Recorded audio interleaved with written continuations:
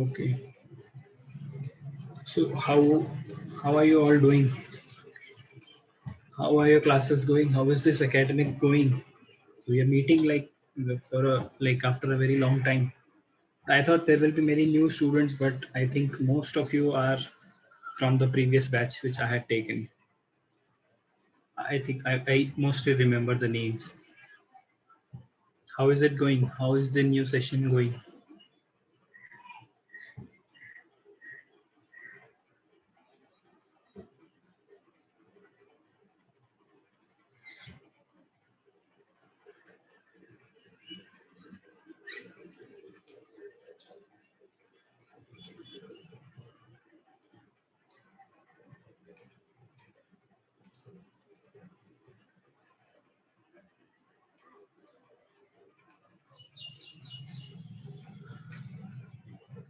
Is my voice audible? Is it clear enough for you to understand? Can you just confirm me that there are many people? Just confirm me these little things. After that, you can just relax and just enjoy the class. Take at least a little efforts. If you cannot type, then you can speak as well. I don't mind that as well. But we will try and make it a little interactive. The this class, like for class 12th, the bio is really easy. I hope you all are like studying from the past 2 to 3 months. You must be like very aware of that. See, the 11th bio was a little tough because it was clearing all your basics. It started from your basic, it started from the development of your basics. Now class 12th biology is basically very simple, just an overview. Okay, so there are most of their important chapter, I think the ma'am has taken. So we are left with only few chapters. So I will tell you which all chapters I will be teaching. And if you are with me from the past year, then you know the style of my teaching. So I have my handwritten notes. I do not make a PDF or something, not that typed or anything. I have my handwritten notes. I just make a PDF out of that. Okay. I will definitely upload this PDF after the completion of this particular chapter. And end of that, you don't need anything else to read. This will suffice maximum questions of yours. Even it will be like more than sufficient of from your NCRT. It will be covering maximum new topics, which will definitely you might like add on to your questions. So there will be many extra information which is not there in NCRT. And again, one more thing, if you something, the basic style of you reading biology should be like that. You should start with reading that particular chapter first. So as I have told you earlier as well, कि class शुरू होने से पहले ही you must have at least read that particular chapter, ताकि आप लोगों को doubt है. But I definitely understand the situation and everything. Time भी आप लोगों के पास बहुत कम होता है. So you might not be able to do that. So basic idea क्या होगा, after we finish this particular class, जब भी टाइम मिले, because see इस बार कैसा हो रहा है, only we have one classes ना एक हफ्ते में. सो एक क्लास मेरी हो जाने दो, कोई प्रॉब्लम नहीं है. Very easy chapters I tell you.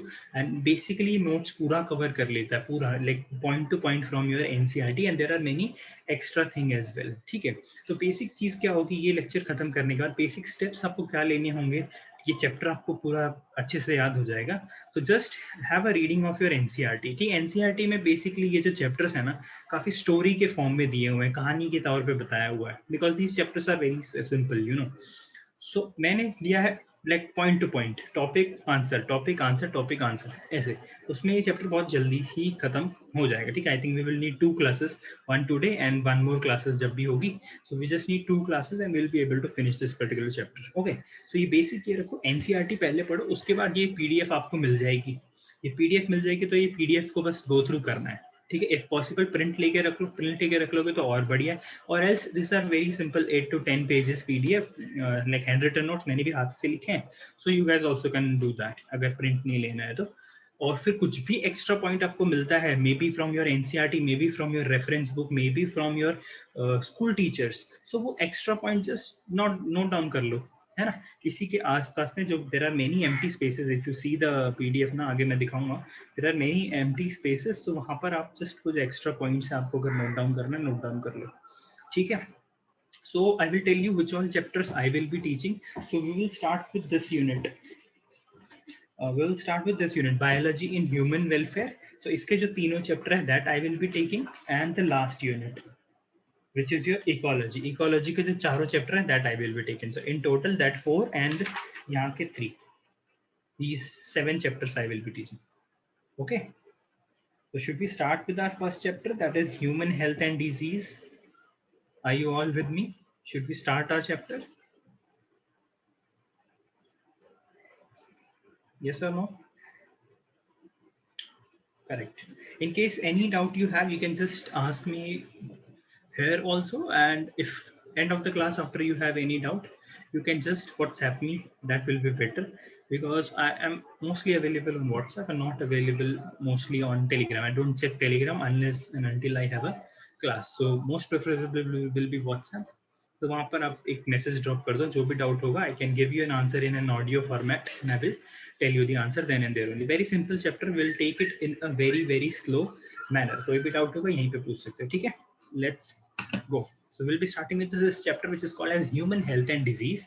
Okay, so this is very simple chapter. So इसमें हम क्या करने वाले हैं? The basic एक overview जो देता हूँ मैं इस particular chapter का, इसमें we will be studying about different kind of diseases.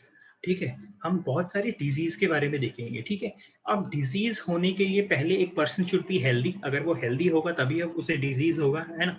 ठीक है, तो एक हेल्दी की एक पर्टिकुलर डेफिनेशन क्या है वो भी हम चेक करेंगे. Like how can I assume this person is healthy or not?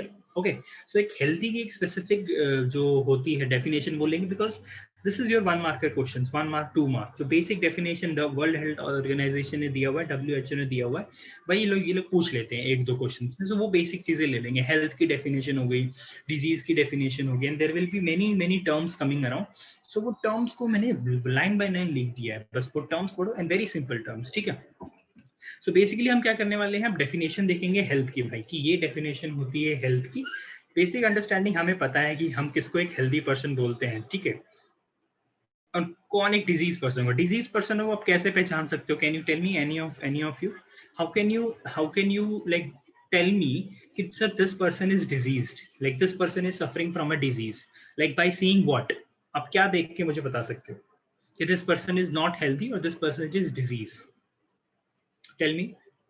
I need answers. We don't want this like I am only speaking the entire lecture. Just type it down. It will take only 2 minutes. How can you tell me that this person is diseased, that this person is suffering from this particular disease? Any wild guesses?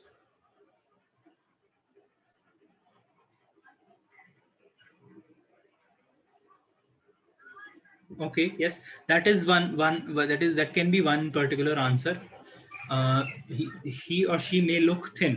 Yes, definitely that can be an answer. Then this was the word I was looking for. Sonali gave the right answer. That is symptom of a particular disease. So what do you understand by a symptom? तो हम वो भी चीज इसमें check करेंगे, है ना? symptoms भी हम चेक करेंगे. Like how a doctor knows कि this person is suffering from this particular disease by checking the symptoms, है ना? And how is the treatment possible? How is the treatment possible? Again same thing. किसी चीज की अगर हमें treatment करनी है तो हम क्या चीज ऑब्जर्व करेंगे? सो हम देखेंगे इसको फीवर है तो चलो let's give him a tablet of fever. If he is suffering from cold, let's give him tablet for cold.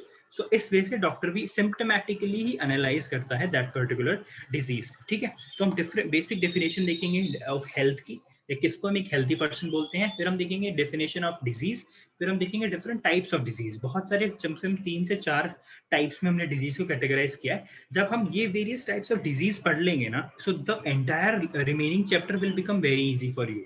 जब हम एक स्पेसिफिक डिजीज को पढ़ेंगे ना, लाइक मलेरिया, तो मलेरिया को कौन कॉज करता है? ठीक है, मलेरिया का जो फैलता है ना, जो स्प्रेड होता है वो स्प्रेड किसके थ्रू होता है ना? What is the treatment for it, है ना? Is there any vaccine available for it? So ये सारी चीजें हम देखेंगे. ठीक है, देन वी विल दिस, ये बेसिकली हम ये दो ही चीजें आज कवर करने वाले हैं, बट बिकॉज डिजीज बहुत सारे हैं इसलिए हम टाइम लग जाएगा उसमें. Then from the next lecture we will be studying about the immunity, है ना? कि इम्यूनिटी क्या होता है, how is the immune system response and everything. Basically the idea of vaccination, की वैक्सीन कैसे एक्ट करती है. Then we have the how immune system works. तो ये सारी चीजें हम नेक्स्ट लेक्चर में देखेंगे, ठीक है। So without wasting time let's just start with this. So we have one thing which we have a definition what is health। अगर कोई आपसे पूछ ले कि what is health, तो बेसिकली क्या हो रहा था जो अर्लियर फेजेस में थे, मतलब अभी तो it is a medically advanced world, हमारे पास बहुत सारी चीजें हैं, बहुत सारी नॉलेज है ना, because of the different kind of experiments and work done by different scientist. So अब हमारे पास बहुत सारी नॉलेज है, वी कैन टेल यू हाँ दिस पर्टिकुलर डिजीज से सफर कर रहे हो आप, या फिर आपको ये वाला ट्रीटमेंट करवाना चाहिए and everything. But earlier phase में ये सारी चीजें पता नहीं थी, जब लाइक जो वर्ल्ड एकदम एग्जिस्ट करना शुरू ही हुआ था। तो मेजर एडवांसमेंट इसमें क्या हुआ था, लोग डिजीज किसी को एक हेल्दी कैसे बोलते थे अर्लियर केस में। फॉर एग्जांपल ग्रीक के कुछ लोग होते हैं, ग्रीक्स हैं, ग्रीक्स के जो मेडिकोज होते हैं, ग्रीक्स के जो डॉक्टर्स हो रहे थे उस टाइम पे, और हमारे जो आयुर्वेदा वाले जो डॉक्टर्स थे, तो उस टाइम पे कैसे एनालाइज करते थे ये पर्सन हेल्दी है या नहीं। तो वो बोलते थे कि भाई हेल्थ वो है, it's a state of body and mind which is controlled by 4 humours, ठीक है। 4 ह्यूमर्स, तो 4 ह्यूमर्स से वो कंसिडर करते हैं। This is just like too much information, ये आपको कुछ भी याद नहीं रखना है, जस्ट आपकी एनसीईआरटी ने कुछ दिया हुआ है, तो फिर आप पढ़ोगे फिर आप कंफ्यूज हो जाओगे, सर ये ह्यूमर क्या होता है, ब्लैक बाइल वहां पर नाम आएगा, फिर बोलोगे ब्लैक बाइल क्या होता है। वो सिर्फ कंफ्यूजन मिटाने के लिए किया है, just listen it and forget it. ये चीजें कोई नहीं पूछने वाला है आपको, ठीक है। दिस इज हिस्ट्री, ये हिस्ट्री आर्ट्स वाले बच्चे पढ़ेंगे, आपको नहीं पढ़ना है, ठीक है। तो ये देखो इसमें क्या होगा, वो लोग क्या बोल रहे हैं कि it is a state of mind, it is a state of body and mind, ठीक है, which is controlled by 4 humours. तो उनके अकॉर्डिंग जो 4 ह्यूमर्स थे, उसमें 4 ह्यूमर्स थे, वो थे ब्लड, ठीक है, there was yellow bile, there was black bile and there was phlegm, ठीक है, there was phlegm, PHLEGM spelling, ठीक है, फेलम। तो ये 4 चीजें थी, ये 4 ह्यूमर्स थे। अगर जी ह्यूमर्स मतलब बेसिक मीनिंग जो ह्यूमर का होता है that is nothing but your liquid. किसी भी लिक्विड को हम ह्यूमर बोलते हैं, वो लोग भी लिक्विड को ह्यूमर बोल रहे थे। तो बॉडी में ये सारे लिक्विड है, ठीक है, ये ब्लड है, येलो बाइल है, ब्लैक बाइल है, फेलम है। अब ये चारों लिक्विड का बॉडी में जो कंपोजिशन है, अगर वो स्टेबल है, यानी जितनी क्वांटिटी में वो होना चाहिए उतनी क्वांटिटी में है, तब द पर्सन वाज हेल्दी, ठीक है। अगर थोड़ा भी ऊपर नीचे हो रहा था कि ब्लड का कुछ कंपोजिशन ऊपर नीचे हो रहा है, येलो बाइल का सिक्रीशन ज्यादा हो रहा है या कम हो रहा है, उसमें जब फिर ये जो ग्रीक्स के मेडिकोस थे और आयुर्वेदा के जो हमारे थे, इन्होंने ये बोल देते कि हाँ भाई तुम्हारे जो ये 4 ह्यूमर्स में से इस ह्यूमर में प्रॉब्लम है, इसका सिक्रेशन ज्यादा हो रहा है, इसका बैलेंस नहीं है, इसीलिए यू आर नॉट हेल्दी, ठीक है। ये बेसिक उनका टर्म्स था। तो ये इनका balance between these 4 liquid is called as health, कि अगर ये चारों बैलेंस कंपोजिशन में बॉडी के अंदर है तो ये से हम एक हेल्दी इंसान हम इसे बोल सकते हैं, ठीक है। बेसिक चीजें ये देखो, ब्लड आपको नहीं बताना चाहिए, मुझे पता, you all know what is blood. Blood वही ब्लड है जो आज हमारे पास है, तब भी वही ब्लड था, तो उन्होंने भी वही ब्लड को कंसिडर किया है। Then you know yellow bile, अब ठीक है, bile is secreted by what, bile is secreted by liver और स्टोर हो जाता है किसमें, गॉल ब्लैडर में, ठीक है। तो ये वही बाइल की बात कर रहे हैं, इनको उस टाइम पे भी पता था हाँ कि भाई ये पर्टिकुलर चीज बाइल बोलेंगे इसको, येलो बाइल उस टाइम पे वो उसे बोल करते थे। तो इसका सिक्रीशन अगर बॉडी में सही लेवल पे हो रहा है तो पर्सन इज हेल्दी। फिर एक चीज होती थी ब्लैक बाइल। ब्लैक बाइल भी कुछ नहीं है, black bile is nothing but जो आपका स्प्लीन होता है, spleen if you know spleen आप लोगों में से किसी को पता है, have you ever heard of spleen? It's an organ, एक छोटा सा ऑर्गन होता है बिहाइंड योर रिब्स के पीछे होता है, स्प्लीन से स्मॉल ऑर्गन। सो इसके थ्रू आपका ब्लड पास होता है, स्प्लीन के थ्रू, ठीक है, स्प्लीन के थ्रू आपका ब्लड पास होता है। जब ब्लड पास होता है ना, तो ये स्प्लीन का क्या काम है, ये बस फिल्टर आउट करता है जो भी आरबीसी पुराने हो गए हैं ना, ओल्ड हो गए हैं, वो उन्हें हटा देता है आरबीसी को, ठीक है, ओल्ड आरबीसी को भी हटा देता है। तो black bile is nothing but that, उसी चीज को ये लोग बोलते थे। तो RBC is destroyed in spleen, तो स्प्लीन में जो आरबीसी डिस्ट्रॉयड हो जाती थी उन्हें ये लोग बोलते थे ब्लैक बाइल, ठीक है। स्प्लीन का यहाँ पे दिया हुआ है, अगर आप भूल जाते हो, it's an organ through which blood passes, ठीक है, रिब्स के पीछे साइड पे होता है। And phellem is nothing but it was a secretion of lungs का कुछ सिक्रीशन था, ठीक है, लंग्स का कोई सिक्रीशन था, उस इन चारों के कंपोजिशन को वो लोग बोल देते थे these are 4 kind of humours. अगर ये इनका कंपोजिशन आपकी बॉडी में बराबर है, सही से हो रहा है, देन यू आर हेल्दी। अगर इनमें से किसी सिक्रीशन में ऊपर नीचे हो रहा है, then you are not healthy, ठीक है। ये था अब बेसिक, अब ये तो ओवरव्यू हो गया, अब ये भूल जाओ, ऊपर का भूल जाओ, अब जो मेन पार्ट है वो अभी की बात है भाई, आज की डेट में हम हेल्दी किसको बोलते हैं, आज की डेट में हम हेल्दी किसको बोलते हैं, तो ये है। तो WHO, as you know, world health organisation, इन्होंने डिफाइन किया हुआ है मोस्टली जो बायोलॉजिकल चीजें होती है कि एपिडेमिक पैंडेमिक हो गया, या फिर कोई डिजीज का कंप्लीटली किसी स्टेट से कंट्री से इरेडिकेशन हो गया, पूरा डिजीज खत्म हो जाना, वो सब चीजें कंट्रोल करता है ये वर्ल्ड हेल्थ ऑर्गेनाइजेशन। इसके डिफरेंट डिफरेंट प्रोग्राम्स कंटिन्यू रहते हैं थ्रू आउट दी वर्ल्ड, ठीक है। तो इन्होंने हेल्थ को क्या बेसिकली डिफाइन किया है, health is defined as a state of complete physical, mental and social being. So basically हमारे टर्म्स में क्या होगा, हम सबसे बेसिक चीज क्या देखेंगे, फिजिकली पर्सन हेल्दी होना चाहिए। फिजिकली पर्सन हेल्दी होना चाहिए मतलब कि भाई उसके अंदर की मेटाबॉलिक एक्टिविटीज बिल्कुल परफेक्ट होनी चाहिए, and he should be able to perform the normal day to day जो एक्टिविटी हो रही है वो परफेक्टली वो बंदा करना चाहिए, ठीक है। तो फिजिकली फिट हम उसी को बोलते हैं। तो हमें हमें जो हेल्थ की एक डेफिनेशन है, जैसे मैंने आप लोगों से पूछा, तो समवन आंसर कि ही और शी मस्ट बी थिन, अगर वो हेल्दी नहीं है तो। सो हम वो किस चीज में आ गया, that is comes under physically fit, ठीक है ना। हमारे केस में से India also is currently developing, अभी डेवलपिंग कंट्री ही है हम। सो हम not even India, developed countries भी इस पर्टिकुलर चीज को इतना सीरियसली लेती नहीं है, जो मेंटल इलनेस हम जिसे बोलते हैं, फिर मेंटली स्ट्रांग जिसे हम जिस चीज को बोलते हैं, फिर मेंटली स्टेबल, मेंटली फिट होना, वो हम किसी चीज को बोलते हैं, तो वो ये है। तो WHO सिर्फ फिजिकली फिट को कंसिडर नहीं करता कि फिजिकली अगर आप फिट हो तो चलो ठीक है, बहुत अच्छी बात है, फिट हो, बट आप मेंटली भी फिट होने चाहिए। मतलब you should have no stress in your mind, किसी भी टाइप का आपके दिमाग में कोई स्ट्रेस नहीं होना चाहिए। But as you know currently this situation in this entire world, सबको किसी ना किसी टाइप का स्ट्रेस रहता है। जैसे आप लोगों को जो ये पढ़ा रहा हूँ मैं, इसी का थोड़ी देर में स्ट्रेस हो जाएगा कि यार इसने इतना कुछ पढ़ा दिया, अभी ये चीज हमें याद रखनी पड़ेगी, ठीक है। तो that is your mental stress, है ना।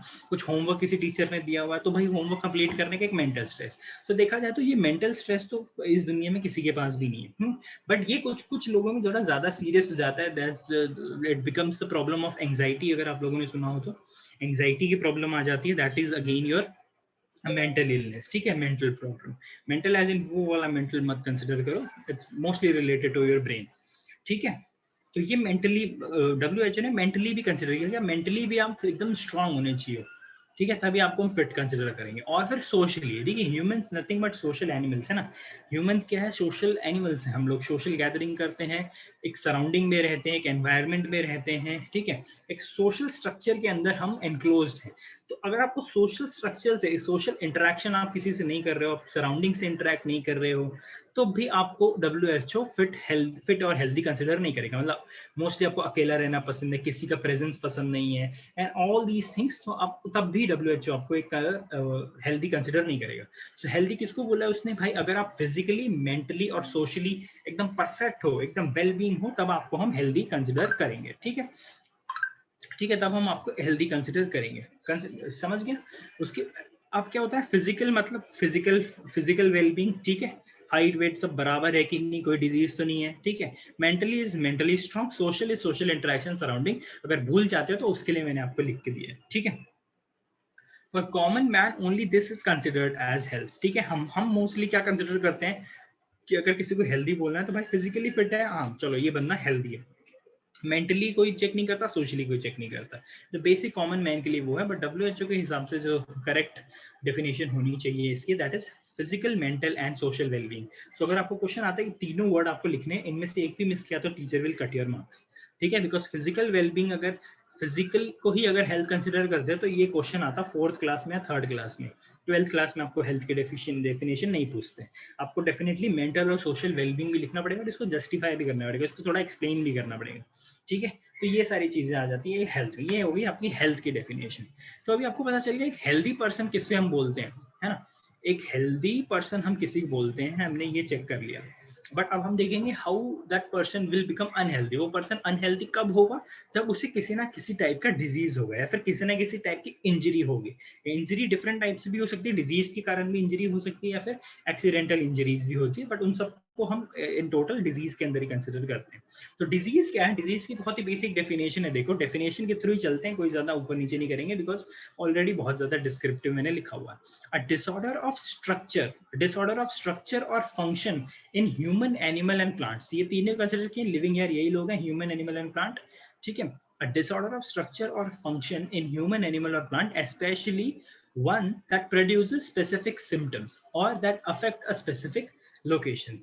तो ये सारी चीजें अगर किसी चीज का एक disorder or a structure or function in human, animal and plant, especially that possesses specific symptoms, एक ऐसा disorder जो humans में एक specific symptoms produce करेगा, एक specific symptom produce करेगा एक specific location में, स्पेसिफिक सिम्टम प्रोड्यूस करेगी स्पेसिफिक लोकेशन में, तो उसको हम बोल देते हैं डिजीज। ठीक है, बेसिक डेफिनेशन है डिजीज की, मतलब अगर आप फिजिकली वेल बीइंग नहीं हो, like you are not able to perform your day to day activities in a perfect way, तब आप बोल सकते हो कि आपको there is some kind of a disease. Like basic disease जो होगा that is if you are suffering from a normal cold, है ना, तो आप अपनी जो डे टू डे लाइफ की एक्टिविटीज है उतनी एफिशिएंटली नहीं कर पाओगे, है ना, because you have some cold, you have your body is reacting to something, है ना, you are having some fever and anything, तो ये सारी चीजें, तो इसको हम डिजीज कैसे करेंगे। तो ऐसे ही there an number of diseases, there are an number of diseases जो एक स्पेसिफिक चीजों को उस पे लगती है ना, मतलब एक स्पेसिफिक ऑर्गन पे लगती है। So we will see all those different kind of diseases and all, वो सब हम आने वाले इसी क्लास में देखेंगे। ठीक है, अब देखो बेसिक डेफिनेशन, किसी को हेल्दी रहना है, अगर कोई आपसे पूछे हाँ भाई मुझे हेल्दी रहना है, आप मुझे बताओ क्या करना पड़ेगा। भाई हेल्दी रहना है तो आप फिजिकल फिटनेस आपकी अच्छी होनी चाहिए, ठीक है, फिजिकली सारे फिट होने चाहिए। उसके बाद आ जाता है फिजिकली फिट होने की बात नहीं है, फिजिकली फिट आप तभी होगे, कब होगे, जब आप एक गुड न्यूट्रिशनल डाइट रख रहे हो, गुड न्यूट्रिशनल डाइट रख रहे हो, डाइट ऐसी जिम वाली डाइट की बात नहीं है, आप अच्छे लेवल में, अच्छे नॉर्मल लेवल में आपके प्रोटीन, कार्बोहाइड्रेट्स, ठीक है, फैट्स एंड ये सब आप परफेक्ट क्वांटिटी में ले रहे हो, तब आपको हम एक को हम हेल्दी बोलेंगे। ठीक है, अगर ये न्यूट्रिशन देखो अगर सही टाइम पे नहीं मिलते हैं, बेसिकली इसका बहुत बड़ा एग्जांपल इंडिया ही है, because we have more than 10% जो हमारे जो यंगर जनरेशन है, जो चाइल्ड्स होते हैं, जो बच्चे होते हैं 5 साल की कम से, वो सारे हम माल न्यूट्रिशन है। ठीक है, 10% of the entire population less than 5 year are malnutrition. Malnutrition का मतलब, हाँ एक और जगह बच्चे बहुत कंफ्यूज हो जाते हैं, एमसीक्यू वगैरह अगर आ जाता है, सी माल न्यूट्रिशन अगर मैं आपसे कोई पूछे कि what is it, so mall nutrition का मतलब ये नहीं है कि हमेशा वो बंदा पतला होगा, it should not be like less only, आप लेस के फॉर्म में मत देखो माल न्यूट्रिशन। आप सोचो, जैसे मैं आपको पूछ रहा हूँ, you are having an image of someone who is very thin, a child who is very thin, एकदम पतला है, उसकी हड्डियां दिख रही है, कुछ खाया हुआ नहीं है उसने, वो नहीं होता।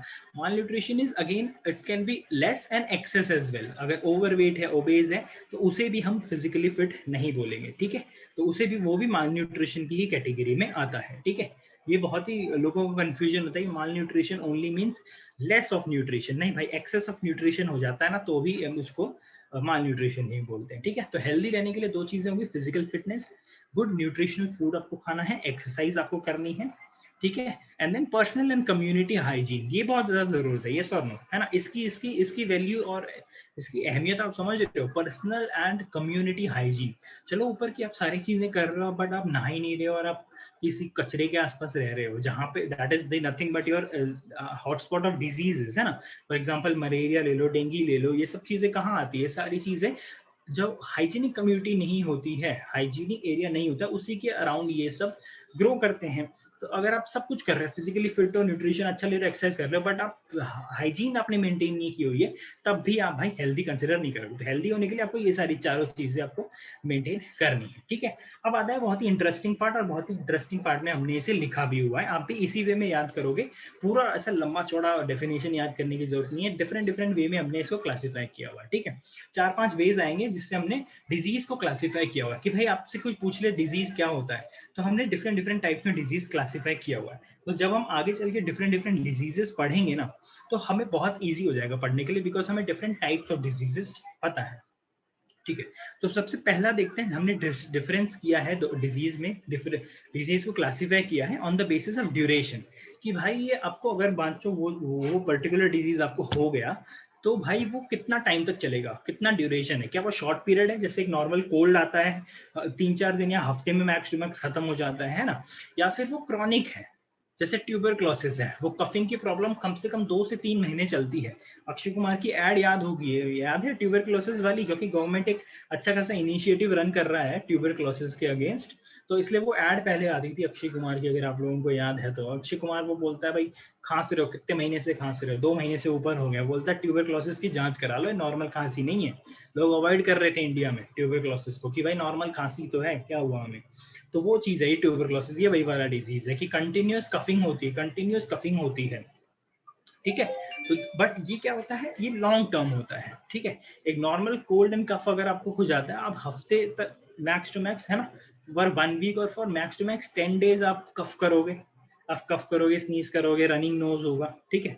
That is your short duration. But जो ट्यूबरक्लोसिस है, this is a long term disease, है ना, ये एक लॉन्ग टर्म डिजीज है। सो ड्यूरेशन के बेसिस पे डिजीज को क्लासिफाई किया है 2 टाइप्स में, that is acute and chronic. acute and chronic. Acute is nothing but short duration.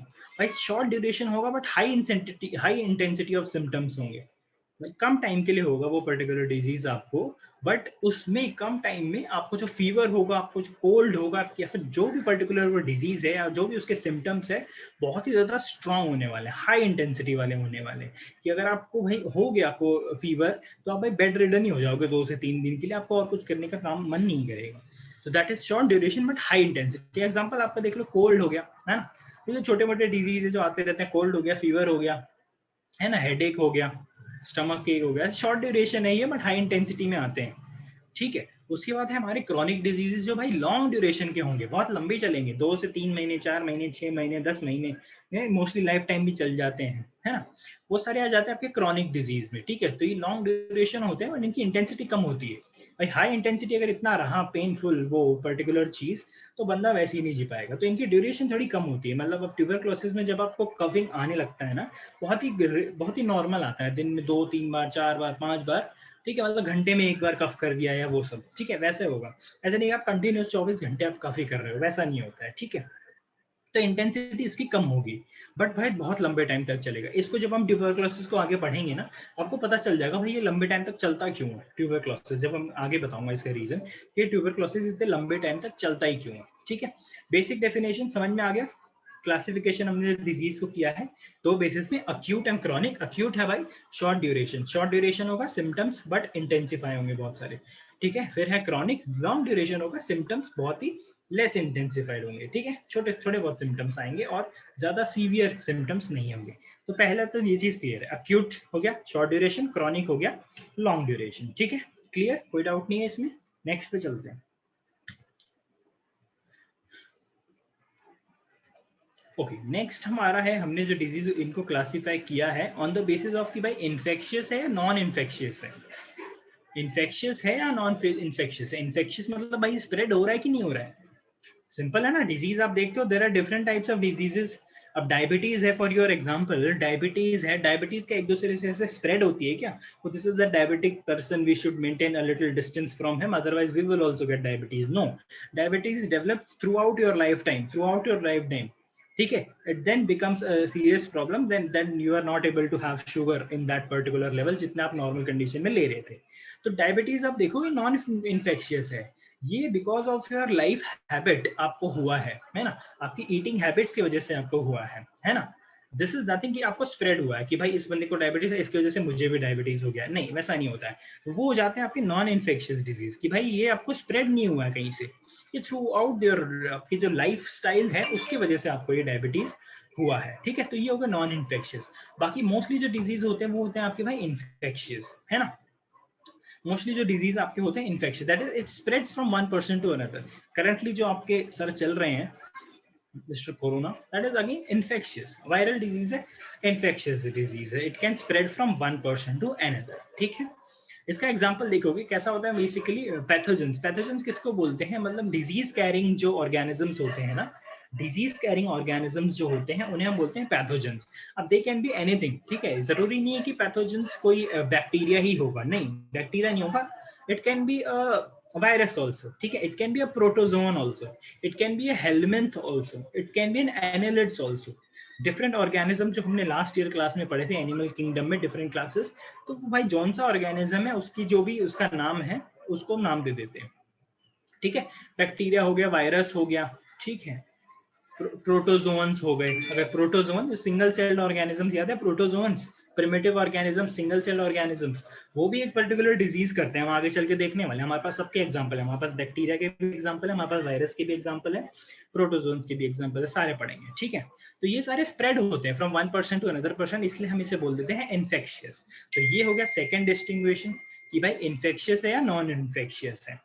Chlorella जो है ना, this is a infectious disease. ये भाई बहुत मेजर डिजीज था एक टाइम पे, जब हम during the time of independence जब था ना, मतलब in the year of 1850s, 1850 से 1900 India was suffering from this, ठीक है। ये बहुत ही ज्यादा डेंजरस डिजीज था, ठीक है, मतलब डेडली, ये डेडली था। आजकल तो चलो इसके इलाज हैं, देखेंगे इसको भी डिटेल में आगे चल के, बट ये one of a very very dangerous disease, ठीक है। डायरियल इलनेस होता था, डायरियल इलनेस होता था, वो भी बहुत खतरनाक वाला, ठीक है। इन्फेक्शियस समझ गए, जो स्प्रेड होगा, नॉन इन्फेक्शियस जो स्प्रेड नहीं होगा, बट डिजीज डिजीज है भाई, दोनों डिजीज है। हाँ भाई, तीसरे टाइप में हम कैसे क्लासीफाई कर रहे हैं, ठीक है भाई, कंजेंटियल है या अक्वायर्ड है, समझ रहे हो।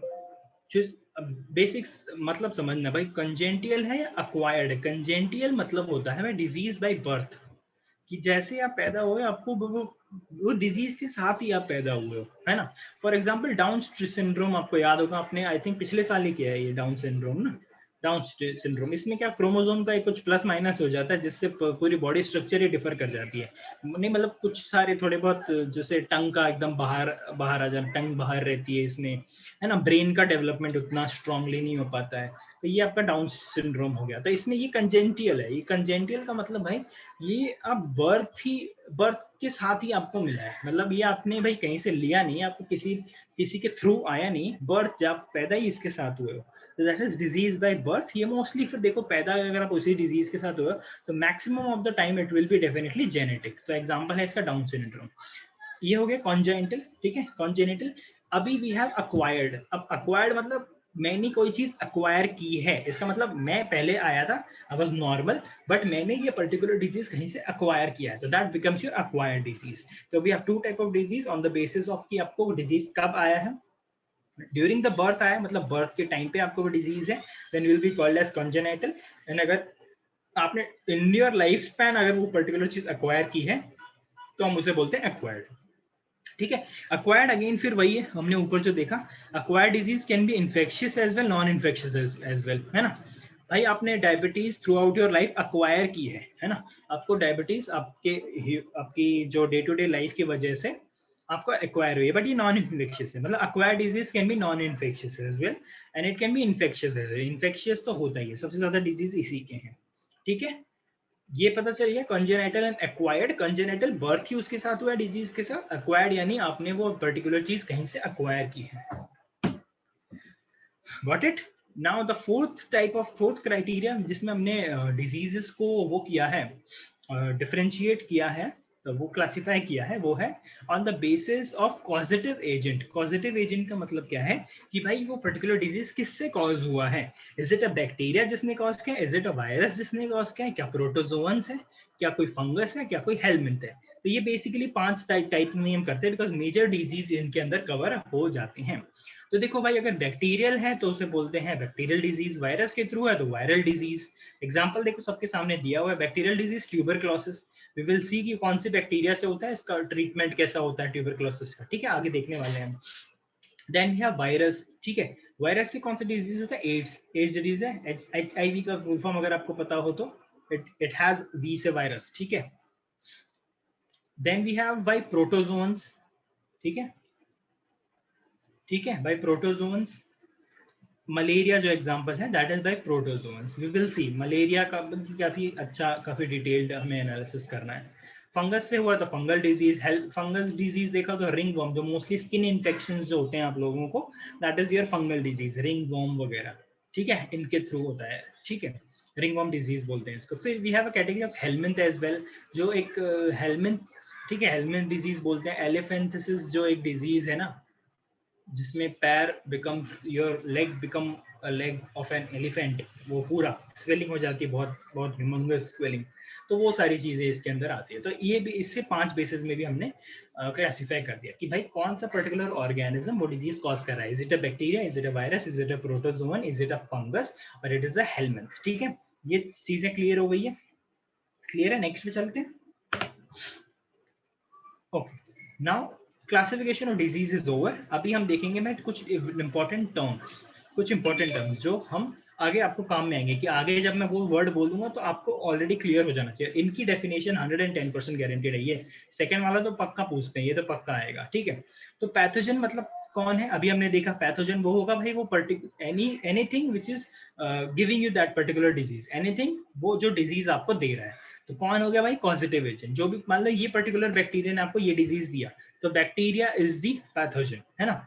ये वायरस ने आपको ये डिजीज दिया, तो this virus is a pathogen. ये फंगस ने आपको ये डिजीज दिया, that fungus is a pathogen. तो pathogen is nothing but the causative agent. भाई इस पर्टिकुलर चीज से आपको वो पर्टिकुलर डिजीज हुआ है, तो pathogen is nothing but the causative agent. Is it clear? Very simple. Then we have prophylaxis. ये टर्म देखो, टर्म बहुत ही कॉम्प्लिकेटेड सा लग रहा है, बट कुछ भी नहीं है, बहुत इजी है। Prophylaxis nothing but is it's a preventive action. ठीक है, अब आप देखो, मेरे को आप एक एग्जांपल बताओ कि आप लोगों को like any all of you, आप लोगों को पोलियो क्यों नहीं हुआ? मुझे ये बताओ। अच्छा हुआ नहीं हुआ, but we are India is polio free from 2014। उसके बाद पोलियो के केसेस नहीं आए हैं बिकॉज ऑफ द जो खतरनाक वैक्सीनेशन हमने स्टार्ट किया था 1990s में। तो we don't not have any polio के cases as of now, we are polio free. So मैं वही आपसे पूछ रहा हूँ कि why you didn't get polio? Vaccination. Because of vaccine, but who told you to take that vaccine and why did you take that vaccine? नहीं लेते तो क्या होता? नहीं लेती तो क्या होता?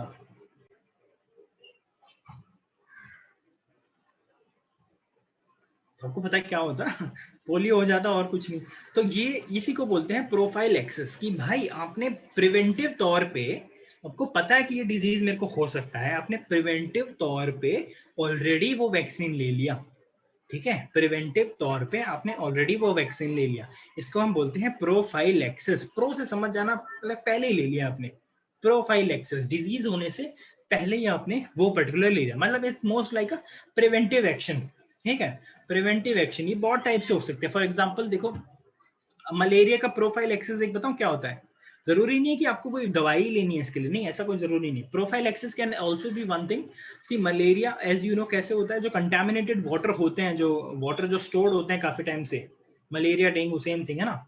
मलेरिया डेंगू इन सब का जो होता है कहीं स्टोर्ड वाटर है, जहाँ पे फीमेल एनाफिलस जो मॉस्किटो होता है उसकी ग्रोथ हो रही है, तो वो आपको ये पर्टिकुलर डिजीज कर सकता है।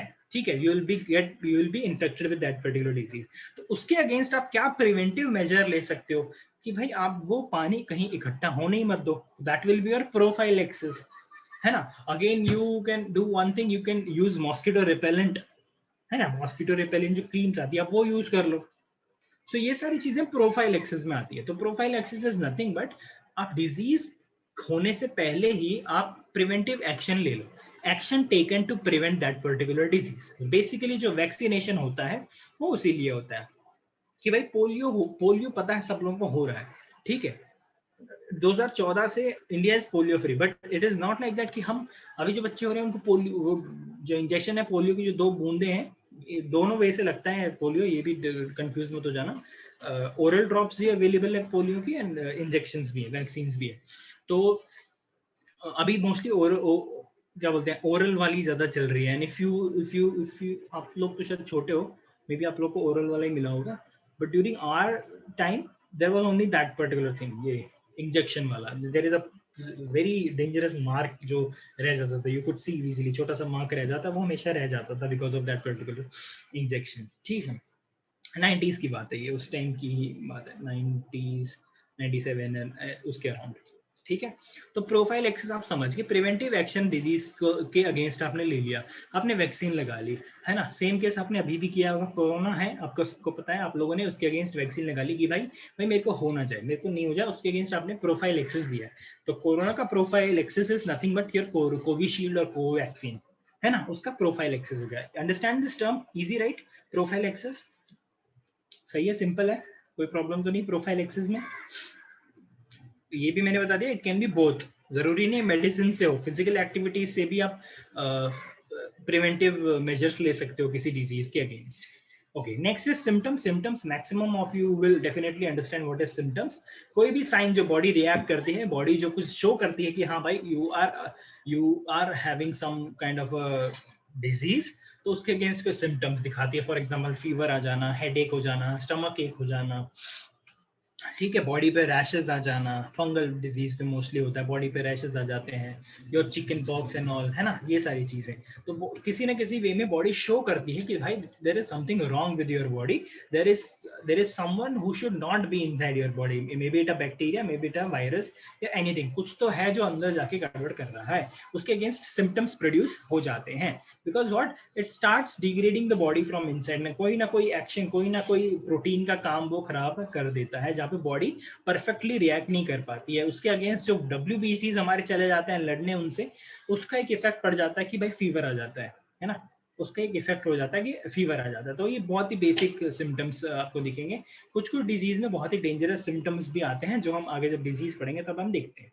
ट्रीटमेंट देखो, ट्रीटमेंट भी होती है दो टाइप की। अब अगर आपको पता हो, before the vaccine came of this particular disease which is corona, इसका जो वैक्सीन आया, इससे पहले ट्रीटमेंट कैसे हो रहा था? Any of you knows how were we treating that particular patient who is suffering from Covid?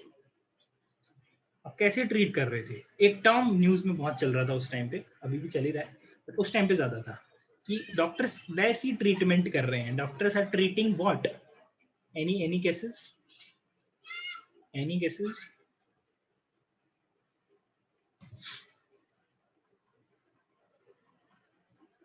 No? Okay, for example, you go to a doctor, immunity, no, not really immunity, precautions तो चलो ले ही रहे थे, सब precaution तो ले ही रहे थे, precaution से तो क्या होता है?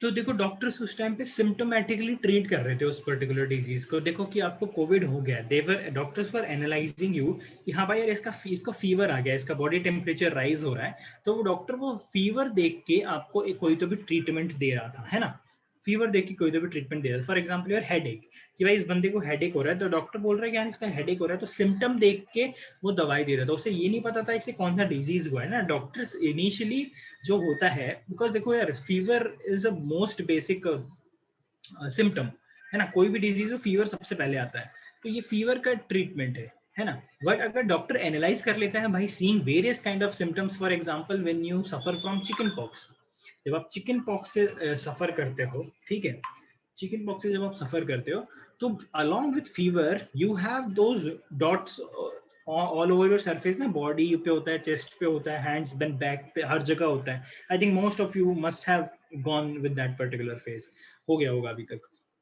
तो डॉक्टर उस टाइम पे क्या देख लेगा, हाँ यार, डॉक्टर देख के बता लेगा सिम्टम्स कि यार ये तो ये है, इसको क्या हुआ है, इसको चिकन पॉक्स हुआ है। तो डायरेक्ट डॉक्टर क्या करेगा, डायरेक्ट वैसी मेडिसिन देगा आपको जो डायरेक्टली पैथोजन पे टारगेट करेगा, है ना। फिर डॉक्टर ये नहीं देखेगा कि यार भाई तुम्हें बुखार भी चढ़ा हुआ है, तुम्हें ये सर्दी भी लग रही है, तुम्हारा रनिंग नोज भी है ना, तुम्हारा बॉडी एक भी हो रहा है, तो वो हर एक सिम्टम की अलग अलग दवाइयां नहीं देगा। वो बोलेगा हाँ भाई तुम्हें चिकन पॉक्स है, तुम डायरेक्ट चिकन पॉक्स के पैथोजन को मारने वाली दवाई ले लो, चिकन पॉक्स के पैथोजन को मारने वाली दवाई ले लो, ठीक है। तो दो टाइप का ट्रीटमेंट होता है जो डॉक्टर्स करते हैं। One is your symptomatic treatment. Symptomatic treatment mostly तब होता है जब डॉक्टर कैन नॉट एनालाइज कि भाई आपका हुआ क्या है ना, क्योंकि मान लो आपको डिजीज इनिशियली हुआ ही, आपको जस्ट थोड़ा थोड़ा फीवर आने लगा है ना, तो डॉक्टर पहले आपको एनालाइज करेगा। अगर उसे पता चल गया भाई ये पर्टिकुलर डिजीज है, तो भाई वो आपको पैथोजन को टारगेट करेगा, पैथोजन को किल करने के लिए आपको मेडिसिन देगा, ठीक है। अगर वो नहीं कर पा रहा है वो, तो वो क्या करेगा, वो अगर एनालाइज नहीं कर पाएगी आपको ये नहीं हुआ है कि आपको कौन सा डिजीज हुआ है, तो वो क्या करेगा, सिम्टोमेटिकली आपको ट्रीट करेगा, है ना, सिम्टोमेटिकली आपको ट्रीट करेगा। वो बोलेगा हाँ चलो आपको बुखार हो रहा है, चलो बुखार की दवाई ले लो, ठीक है, चलो आपको खांसी आ रही है, आप खांसी वाली दवाई भी ले लो। तो ये होता है सिम्टोमेटिक ट्रीटमेंट। समझ गए? ट्रीटमेंट समझ में आ गया? वेरी सिंपल ना, ट्रीटमेंट समझ में आ गया। तो ये टर्म समझ में आया आपको, और भी टर्म्स हैं आगे, पहले ही बता दो ये वाले समझ में आएगा।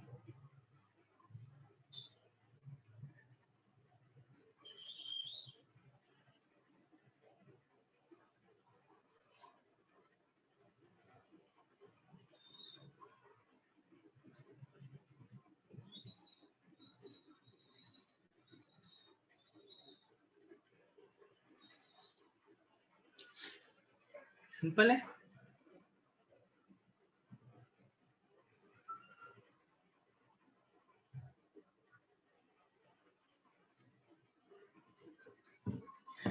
ओके, सो नेक्स्ट टर्म जो हम देखेंगे, टर्म नहीं इसको पूरा एनालाइज भी करेंगे हम। एटियोलॉजी एक टर्म आता है, एटियोलॉजी, ठीक है, देखने से और इसको बोलने से कुछ समझ में नहीं आता। एटियोलॉजी क्या है? नथिंग है, बहुत ही सिंपल चीज है, nothing but your cause of your disease, ठीक है। ये भाई इस डिजीज का कॉज कौन है, तो उसे हम बोलते हैं एटियोलॉजी, कि डिजीज का कॉज पता करना, ठीक है, कि आपको डिजीज कैसे हुआ है, ठीक है, ठीक है। तो उसमें भी डिफरेंट डिफरेंट टाइप्स आते हैं। Number one is your biological infective agent. So जो हमने देखे कि भाई कॉज ऑफ डिजीज कौन है, ठीक है, अगर बैक्टीरिया ने कॉज किया, या वायरस ने कॉज किया, फंजाई ने कॉज किया, हेलमिंथ ने कॉज किया, प्रोटोजोन ने कॉज किया है ना। तो ये हो गया इसका ईटियोलॉजी, कि कॉज ऑफ डिजीज क्या है, ठीक है। तो ईटियोलॉजी डिफरेंट डिफरेंट टाइप्स के होते हैं। देखिए बायोलॉजिकल इन्फेक्टिव एजेंट, क्या भाई इस इन बायोलॉजिकल जो जो लिविंग ऑर्गेनिजम्स हैं, है ना, जो लिविंग ऑर्गेनिजम्स है, इनका आपकी बॉडी में एंटर होने के बाद आपको डिजीज हुआ है क्या, तो उसे हम बोलेंगे biologically infected infective agent, biological infective agent. तो ये होगी इटियोलॉजी, ठीक है। उसके बाद एक और रीजन से आपको डिजीज हो सकता है, एक और कॉज हो सकता है डिजीज होने का, that is your physical agents. Physical agent is nothing but your, for example heat stroke का आपने नाम सुना होगा, सन स्ट्रोक का नाम सुना होगा, हीट स्ट्रोक डेफिनेटली ज्यादा लोग बोलते हैं, हीट स्ट्रोक का नाम सुना होगा, कि direct continuous direct heat body पे अटैक कर जाती है and your brain goes and आप गिर जाते हो। मोस्टली स्कूल प्रेयर्स में आपने देखा होगा यही पड़ता है, लोगों को गिरते रहते हैं, है ना, कुछ लोग नाटक भी करते हैं।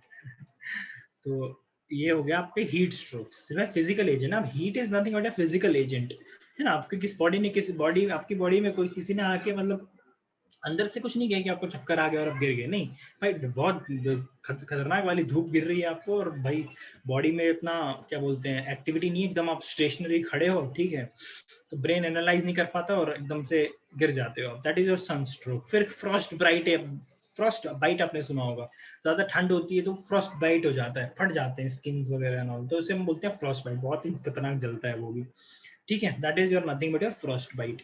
फिर हाँ भाई, अगर फिजिकल एजेंट साउंड्स भी बोलते हैं, अगर हाई इंटेंसिटी ऑफ साउंड अगर अचानक से किसी ने आपके आसपास बजा दिया, तो you can definitely have a loss of hearing, है ना, आप सुनना भी आपको बंद हो सकता है। तो this is nothing but your physical agents, उसके वजह से आप, उसके वजह से ही आपको उस पर्टिकुलर काइंड ऑफ डिजीज हुआ है, या फिर पर्टिकुलर काइंड ऑफ सिम्टम्स दिख रहा है।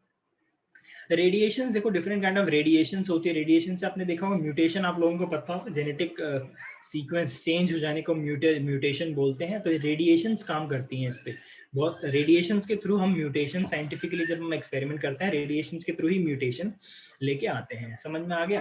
तो ये सारे हैं फिजिकल एजेंट्स, है ना, physical cause of a particular disease. Biological cause हमने देखा, फिजिकल कॉज हमने देखा, केमिकल एजेंट भी देखते हैं। चलो, केमिकल एजेंट क्या होगा? केमिकल एजेंट दो तरीके से हो सकते हैं। नंबर वन इज एंडोजीनियस, कि भाई वो केमिकल आपकी बॉडी के अंदर ही प्रोड्यूस हो रहे हैं, ठीक है। सेकंड इज एक्सोजीनियस, कि भाई वो केमिकल्स बाहर है, वो बाहर की केमिकल्स की वजह से वो केमिकल्स का आपके बॉडी के पास आ जाना, आपकी बॉडी के अंदर चले जाना बाहर से आके, बट तो वो एक हो जाता है, वो हो जाता है एक्सोजीनियस, ठीक है।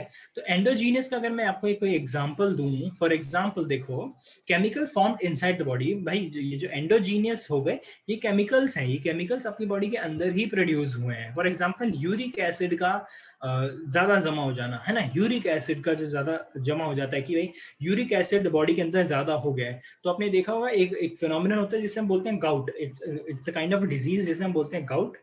सो जो जॉइंट्स होते हैं ना आपके बॉडी के, जॉइंट्स पे बहुत ज्यादा इफेक्ट करता है, जॉइंट्स इमूवेबल बना देता है, बहुत ही पेनफुल डिजीज होता है। तब यूरिक एसिड का अक्यूमुलेशन बॉडी के अंदर ज्यादा हो जाता है। तो यूरिक एसिड कहाँ, बाहर से तो किसी ने लाके नहीं दिया आपको, आपकी बॉडी खुद ही प्रोड्यूस कर रही है, आपकी बॉडी को खुद ही निकाल देना चाहिए उसको, but because of certain things आपकी बॉडी नहीं निकाल पाई, आपकी बॉडी नहीं निकाल पाई।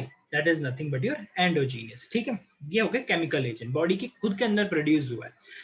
एक्सेस ऑफ हार्मोन्स, आपको पता होगा, देखो हार्मोन्स अगर बॉडी में इफेक्टिवली प्रोड्यूस नहीं हो रहे हैं, कम या ज्यादा हो रहे हैं, तो आपको पता है बहुत सारी चीजें हो जाती है ना। अगर फेमिनाइन हार्मोन्स अगर बॉडी में ज्यादा डेवलप होने लगते हैं, तो male start looking like a female, तो वो कैरेक्टर्स डेवलप होने लग जाते हैं। ठीक है, then we have exogenous agents as well. Exogenous agents as well कि भाई बाहर से कोई केमिकल आपकी बॉडी पे इफेक्ट कर गया।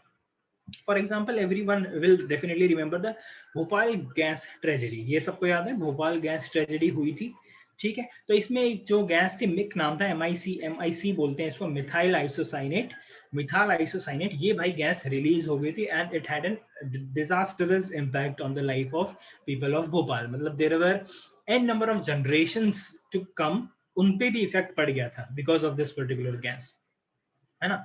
जो न्यू बॉर्न्स जो हो रहे थे भोपाल में वो भी सही से डेवलप नहीं हो रहे, they were also having some kind of a deformity because of this methyl isocyanate. ठीक है, बहुत सारे इन्होंने लिए। तो ये एक्सोजीनियस एजेंट हो गया ना। ठीक है, आपको डिजीज हुआ, यू लॉस्ट योर लाइफ, है ना, यू लॉस्ट योर लाइफ और you are having some kind of a problem, but ये किसकी वजह से हुआ? ये केमिकल एजेंट की वजह से हुआ। क्या वो केमिकल एजेंट बॉडी के अंदर खुद थे? नहीं, मिथाइल आइसोसाइनेट बॉडी के अंदर नहीं थी, बाहर से आई भाई, बाहर से आई, गैस लीक हो गई, तो इसीलिए हम उसको बोल रहे हैं exogenous. Is it clear? Aetiology is clear, biological agent, physical agent, chemical agent. ठीक है, ठीक है, ओके। नेक्स्ट देखो, न्यूट्रिटिव एजेंट, ये तो पता ही होगा आपको भाई, अगर न्यूट्रिशन सही लेवल में, सही मात्रा में नहीं जा रहा है बॉडी के अंदर, डिफरेंट काइंड ऑफ डिजीज आ सकते हैं। एग्जांपल के तौर पे लिखा है विटामिन सी अगर नहीं लो तो स्कर्वी हो जाता है, बोन्स बेंड कर जाते हैं। विटामिन ए अगर सही से नहीं लिया हो तो नाइट ब्लाइंडनेस की दिक्कत आपको आ जाती है। ये बचपन से पढ़ते आ रहे हो, विटामिन सी से क्या होता है, बी से क्या होता है, ए से क्या होता है, ई से क्या होता है। ठीक है, ये सारी चीजें बताने की जरूरत नहीं, इसको हम फास्ट फॉरवर्ड कर सकते हैं। न्यूट्रिटिव एजेंट भाई, ठीक है, समझ गए, न्यूट्रिटिव एजेंट की वजह से एटियोलॉजी, कॉज ऑफ डिजीज क्या है? न्यूट्रिटिव एजेंट, बॉडी को सफिशिएंट न्यूट्रिशन नहीं दे रहे हो तुम, बॉडी को सफिशिएंट न्यूट्रिशन नहीं दे रहे हो, इसलिए तुमको ये पर्टिकुलर डिजीज हो गया। ठीक है, then we have certain mechanical agents as well, है ना। मैकेनिकल एजेंट नथिंग बट यार, इंजरी हो गई, डिसलोकेशन हो गया, गिर गए कहीं से, कमर में कुछ हो गया, तो कोई बैकबोन को डिसलोकेट कर गया, डिस्क स्लिप डिस्क हो गई, और तो ये सारे मैकेनिकल एजेंट्स होते हैं आपको वो पर्टिकुलर डिजीज कॉज करने में। Is it clear? ईटियोलॉजी आपको पता चल गया। इस ईटियोलॉजी में हमने 5 चीजें देखी हैं। फॉर एग्जांपल हमने देखा बायोलॉजिकल एजेंट की वजह से जो डिजीज होता है वो, फिजिकल एजेंट्स की वजह से डिजीज होता है, केमिकल एजेंट की वजह से डिजीज होता है, न्यूट्रिटिव एजेंट्स की वजह से डिजीज होता है, मैकेनिकल एजेंट्स की वजह से डिजीज होता है। ठीक है, उसके बाद देखो वी हैव एपिडेमियोलॉजी। ठीक है, इटियोलॉजी देखा हमने, अब देखा हमें, अभी हम देखेंगे एपिडेमियोलॉजी। ठीक है, वो तो देखा भाई कॉज ऑफ डिजीज की, डिजीज हुआ कैसे। ठीक है, डिजीज हुआ कैसे। अब ये है एपिडेमियोलॉजी, ये है nothing but mode of transmission of that particular disease. वो डिजीज ट्रांसफर कैसे हो रहा है, क्या भाई वो आपको डायरेक्टली आपके पास आ रहा है, या फिर वो इनडायरेक्टली किसी किसी और ऑर्गेनिजम्स के थ्रू आपके पास आ रहा है। तो ये चीजें हो गई एपी। ठीक है, aetiology is nothing but the cause of disease, किसकी वजह से हुआ भाई आपको वो डिजीज, तो वो हो गया ईटियोलॉजी, है ना। Aetiology, cause of the disease. Epidemiology, epidemiology भाई वो डिजीज हुआ कैसे, वो उसका मोड ऑफ ट्रांसमिशन क्या है, वो डिजीज आपके तक पहुंचा कैसे, mode of transmission of that particular disease, कि वो डिजीज फैलता कैसे है। एपिडेमियोलॉजी इज नथिंग बट वो डिजीज फैलता कैसे है, mode of transmission of that particular disease and nothing but, very simple. ठीक है, अभी भाई ये डिजीज अगर फैल रहा है तो डेफिनेटली हम बोलेंगे एपिडेमियोलॉजी कम्युनिकेबल डिजीज में ही होता है ना, इन्फेक्शियस डिजीज में ही होता है। नॉन इन्फेक्शियस डिजीज तो वैसे ही नहीं फैलता, अगर नॉन इन्फेक्शियस डिजीज फैलता नहीं है तो ट्रांसमिट तो कैसे ही होगा, ट्रांसमिट तो होगा नहीं। तो ये भाई किसके केस में पॉसिबल है? ओनली इन्फेक्शियस डिजीज के केस में पॉसिबल है ना एपिडेमियोलॉजी। डायबिटीज फैलती थोड़ी है, डायबिटीज नहीं फैल सकती, तो आप डायबिटीज का एपिडेमियोलॉजी नहीं चेक कर सकते, है ना। डायबिटीज का कोई एपिडेमियोलॉजी नहीं है। ठीक है, but there are different disease, for example tuberculosis, for example hepatitis, for example different kind of STDs. So उनकी एक एपिडेमियोलॉजी आप देख सकते हो कि हाँ भाई ये पहले इस ऑर्गेनिज्म को होता है, फॉर एग्जाम्पल मलेरिया ले लो भाई, फीमेल एनाफिलस मॉस्किटो को होगा, मॉस्किटो आपको बाइट करेगी, ठीक है। फिर वो जो भी होते हैं, we have the entire life cycle of malaria, तो वो कुछ सेल्स रिलीज करती है हमारी बॉडी के अंदर, तो वो बॉडी फिर हमारे बॉडी में जाके डिफरेंट डिफरेंट चीजें करती है। वो आज के मे बी अगर हम आज कर पाते हैं तो आज, नहीं तो फिर नेक्स्ट लेक्चर में करेंगे। मतलब पूरी लाइफ साइकिल है, बहुत ही इजी वे में किया हुआ है, बुक ने बहुत कंफ्यूज किया हुआ था, बुक से मत देखना, जो मैंने पढ़ा है वैसे बना लें, बस थोड़ा सा और अच्छे से आप बना सकते हो उसको, ठीक है। मैंने बनाया थोड़ा रफ सा बनाया, आप लोग अच्छे से बना लेना, क्योंकि एक बार समझ जाओगे तो यू विल नो कि भाई कितनी स्पेस लगने वाली है आपको वो पर्टिकुलर बनाने में। मुझे पता नहीं था कितनी स्पेस लगेगी, तो थोड़ा नीचे नीचे जाता गया, और आपको समझ में अच्छे से आएगा, उसकी चिंता मत करो। तो एपिडेमियोलॉजी देखेंगे भाई, मोड ऑफ ट्रांसमिशन क्या है उस डिजीज का, वो डिजीज ट्रांसमिट कैसे हो रहा है। दो वे होते हैं, एक तो डायरेक्ट हो गया, एक इनडायरेक्ट हो गया। डायरेक्ट मतलब भाई डायरेक्टली उस पर्सन के थ्रू आपको आ गया, किसी इन्फेक्टेड पर्सन के थ्रू आपको आ गया, दैट इज डायरेक्ट। फिर इनडायरेक्ट होता है, चलो किसी को डिजीज हुआ था, उससे किसी और एजेंट को डिजीज दिया, और वो एजेंट आपके पास डिजीज लेके आया, ठीक है। मलेरिया फॉर एग्जांपल, ठीक है, malaria for example, some person is affecting, see malaria है, तो मलेरिया को लेके आपके पास कौन आया, आपको किसी और आदमी के थ्रू नहीं हुआ, किसी और पर्सन के थ्रू नहीं हुआ है malaria, but there was a specific vector involve, there was a specific carrier involve. वो बंदा मलेरिया, बंदा मतलब फीमेल एनाफिलस मॉस्किटो, वो पर्टिकुलर डिजीज आपके लिए एज अ गिफ्ट लेके आया है, तो वो कौन लेके आया, that is female anopheles mosquito, ठीक है। तो ये किसी के थ्रू ट्रांसमिट हो रहा है, there is a carrier involve, कोई आपके लिए गिफ्ट लेके, कोई आपके लिए डिजीज लेके आ रहा है, there is a carrier involve, ठीक है। तो ये आ जाता है इनडायरेक्ट। डायरेक्ट मतलब भाई उस एक इन्फेक्टेड पर्सन है, एक इन्फेक्टेड पर्सन से आपको हो गया, that is your direct epidemiology, ठीक है। डायरेक्ट देखेंगे बहुत ही सिंपल है, from infected person to a healthy person, एक हेल्दी पर्सन, एक इन्फेक्टेड पर्सन से एक हेल्दी पर्सन को हो जाना, इसे हम बोलते हैं डायरेक्ट एपिडेमियोलॉजी। इसके एग्जांपल्स हैं डिफरेंट काइंड ऑफ एसटीडीज, ठीक है, एसटीडीज पता होगा आपको, हेपेटाइटिस बी जो है वो वाला डिजीज, ठीक है। फिर भी आप ड्रॉपलेट इन्फेक्शन, ट्यूबरक्लोसिस है, देखो ट्यूबरक्लोसिस इज नथिंग बट जो आपका ये होता है ना, जो विंड पाइप होती है, ठीक है, यहाँ पर ये पर्टिकुलर डिजीज हो जाता है, यहाँ पे जो म्यूकस होता है, वो म्यूकस स्टार्ट्स कमिंग आउट, वो आप कफ के टाइम पे पूरा कफ आ जाता है वहां पे, एंड आप continuously through out the time आप कफ ही करते रहते हो, ठीक है। वो एक चीज है यहाँ पे। तो वो क्या होगा, जब कोई बंदा खांस रहा है, किसी बंदे ने खांसा, तो वो डायरेक्टली वो ड्रॉपलेट्स निकले, वो ड्रॉपलेट्स आपके पास आ गए, आपके अंदर आ गए, तो भाई आपको वो पर्टिकुलर इन्फेक्शन हो गया, मतलब आपके पास भी अभी टीबी का जो वो है ड्रॉपलेट है, now it is there inside you as well, ठीक है। TB happens with a bacteria, एक पर्टिकुलर बैक्टीरिया की वजह से होता है, तो बिकॉज वो ड्रॉपलेट के थ्रू इन्फेक्ट हो रहा है, मतलब ट्रांसमिट हो रहा है डायरेक्टली, वो टीबी उस इन्फेक्टेड पर्सन से आपके पास आ जाएगा, ठीक है। तो ये डायरेक्ट हुआ from an infected person to a healthy person, ठीक है। ये एक एग्जांपल ड्रॉपलेट इन्फेक्शन। एंड दूसरा होता है कंटेजियस, ठीक है। कंटेजियस वाला कैसे होता है, देखो भाई टचिंग, मतलब किसी, मतलब ऐसा कुछ है कि डिजीज पर्सन को गलती से आपने टच कर दिया, मतलब डायरेक्टली हो रहा है ना, डिजीज पर्सन से डायरेक्टली आपको हो रहा है, तो टच करने पे वो पर्टिकुलर डिजीज हो रहा है, उसको बोलते हैं लेप्रोसी। बहुत ही डेंजरस डिजीज होता है, इसके इमेजेस गूगल करना अगर आप कर सकते हो तो, लेप्रोसी लिख के रख लो, इसके इमेजेस देखने, बहुत ही डेंजरस डिजीज है। क्योरेबल क्योरेबल है, देखो क्योरेबल है, बट लोग करते नहीं है, लोग उसके जो हॉस्पिटल्स हैं या फिर इसकी इलाज करने की जगह है बहुत कम है, क्यों भाई, क्योंकि डॉक्टरों को भी पता है गलती से हाथ वाथ लग गया ना तो हमें भी हो जाएगा, और बहुत ही डेंजरस डिजीज है ये लेप्रोसी, ठीक है। तो बहुत ही एक्सपेंसिव ट्रीटमेंट है, वो करते ही नहीं है लोग, इन लोगों को जिनको हो जाता है उन्हें भी सेक्लूडेड रखते हैं, साइड में रखते हैं, ये कुछ नहीं कर पाते फिर ये लोग भी है। तो ये होगी लेप्रोसी, कंटेजियस, डायरेक्ट है भाई, उस इन्फेक्शन लेप्रोसी वाले पर्सन को आपने टच कर दिया आपको भी हो जाएगा, ठीक है। इतना इन्फेक्शियस होता है ये डिजीज, इसलिए डॉक्टर भी इतनी वो ट्राई करते नहीं है, साइड में रख देते हैं उनको, ठीक है। फिर तो सिंपल है, दूसरा वाला जो ये हो गया डायरेक्ट, अब आ जाता है इनडायरेक्ट, ठीक है। अब इनडायरेक्ट वाला देखो, इनडायरेक्ट वाला क्या है भाई, इसमें कैरियर इन्वॉल्व होगा भाई, किसी को है डिजीज मान लो, बट वहां से आपकी बॉडी में डायरेक्टली नहीं आ जाएगा, उसके थ्रू नहीं आ जाएगा कि उसको आप टच कर दो और आपको भी हो गया, नहीं, वो पर्टिकुलर चीज आपके पास किसी वेक्टर के थ्रू आनी चाहिए, कोई कैरियर, कोई बंदा कैरियर होगा जो उसे लेके आएगा। इसमें डिफरेंट डिफरेंट टाइप्स आ जाते हैं, देखो डिफरेंट डिफरेंट टाइप्स आ जाते हैं, देखो नंबर 1 टाइप है इसमें कि भाई वेक्टर बॉर्न डिजीज है। वेक्टर बॉर्न डिजीज, वेक्टर वो होते हैं जो डिजीज को कैरी करके आपके पास लेके आते हैं। वेक्टर वो होते हैं जो डिजीज को कैरी करके आपके पास लेके आते हैं। Vector is nothing but there are living organisms. Living organisms होते हैं, मॉस्किटोज हो गया, ठीक है, हाउस फ्लाइज हो गई,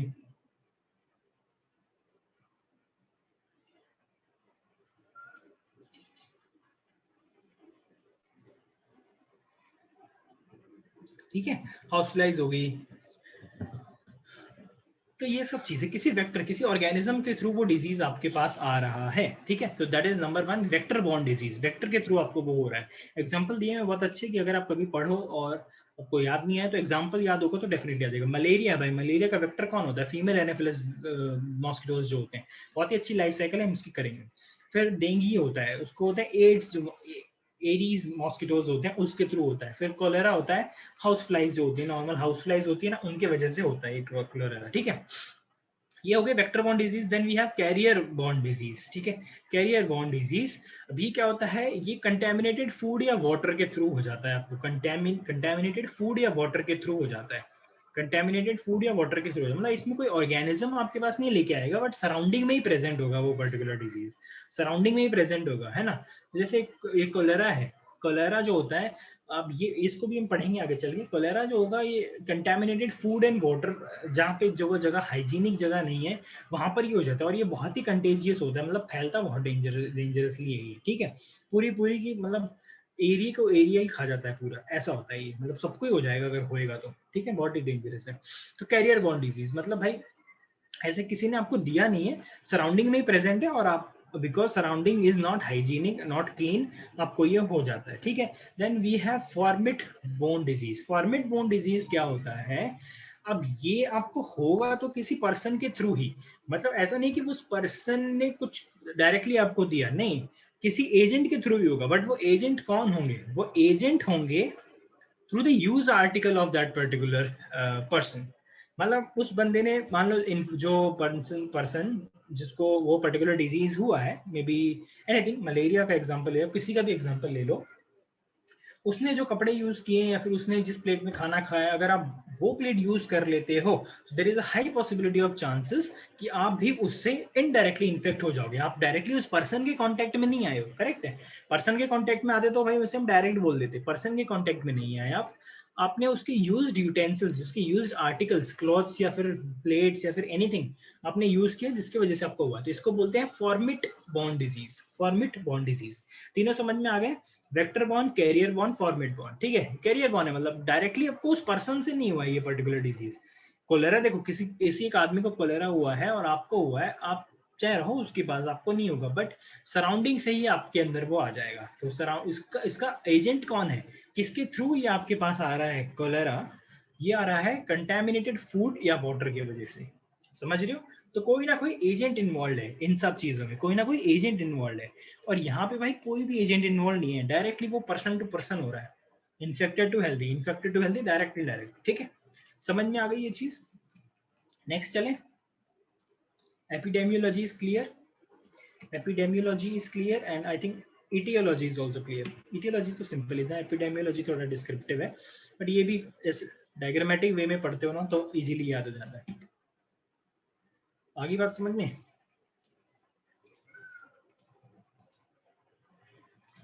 ओके, अब हम देखेंगे ये प्रोफाइल एक्सेस कौन कौन से टाइप्स के होते हैं। वैसे हमने डिस्कस कर लिया है, बट यहाँ पर लिखा हुआ है कि अगर आप गलती से भूल जाते हो,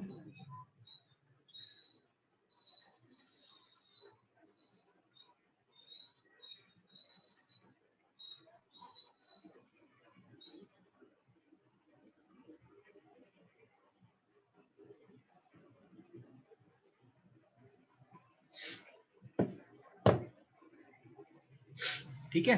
तो प्रोफाइल एक्सेस अगेन देखेंगे भाई, prevention of that particular disease. किसी भी डिजीज को प्रिवेंट करने के लिए आप पहले ही कोई चीज ले लेते हो, पहले ही वैक्सीन ले लो, या फिर पहले ही सराउंडिंग हाइजीनिक कर लो, पहले ही पानी इकट्ठा ना होने दो आसपास। तो जो भी प्रिवेंटिव मेजर्स आप लेते हो वो पर्टिकुलर डिजीज आपको ना होने के लिए, उसे हम बोलते हैं प्रोफाइल एक्सेस। सिंपल है। तो कुछ इसमें हो जाते हैं जनरल प्रोफाइल एक्सेस, कि भाई इन जनरल की वो सारी चीजें आप मेंटेन करो तो आपको यार डिजीज होंगे ही नहीं। That is your personal and community hygiene. आप खुद अगर साफ सुथरे रहते हो या फिर आपकी कम्युनिटी साफ सुथरी रहती है, तो there are high number of chances कि you will not be affected with that particular disease. है ना, आपकी सराउंडिंग एयर क्लीन है तो भाई मलेरिया होने का तो वो नामो निशान ही नहीं है ना, because female Anopheles bacteria contaminated water, जो पानी जो कंटिन्यूस लंबे टाइम से जमा हुआ होता है उसी से होता है। बट अगर इन जनरल ही आपकी जो सराउंडिंग है, आपकी जो कम्युनिटी है उसे क्लीन रखोगे तो भाई ये डिजीज आपको होगा ही नहीं, सिंपल है। तो ये हो गया जनरल कि भाई ये तो रखो, ये रखोगे तो आपको ये नहीं कि सिर्फ मलेरिया नहीं होगा, बट आपकी अगर पर्सनल और कम्युनिटी हाइजीनिक है तो आपको बहुत सारे डिजीज नहीं होंगे। फिर कुछ हो जाता है स्पेसिफिक। स्पेसिफिक का मतलब क्या है यार, आप जानबूझ के कोई वैक्सीन ले रहे हो, जानबूझ के आपने कोविशील्ड या कोवैक्सीन ली ताकि आपको कोविड ना हो, समझ रहे हो, जानबूझ के आपने पोलियो की वैक्सीन पहले ही ले ली ताकि पोलियो आपको ना हो। तो ये हो गया प्रोफाइल एक्सेस कि आपने डिजीज होने से पहले ही उसकी वैक्सीन ले ली, डिजीज होने से पहले ही उसकी वैक्सीन ले ली। तो इसको नथिंग बट इम्यूनाइजेशन बोलते हैं, बॉडी की इम्यूनिटी बढ़ाना, इम्यूनाइजेशन। ठीक है, वैक्सीनेशन का आई थिंक ये मैंने ही आप लोगों को पढ़ा है, वैक्सीनेशन का बेसिक आइडिया आप लोगों को पता है क्या होता है? वैक्सीनेशन का बेसिक आइडिया कि वो वैक्सीन में ऐसा क्या डालते हैं कि आपके में एंटीबॉडीज प्रोड्यूस हो जाती है। Anyone nose? Can just unmute and से द आंसर और type it down, but I want the answer. सुनते मत रहो यार, थोड़ा इंटरैक्टिव रखो, will be good for you not me.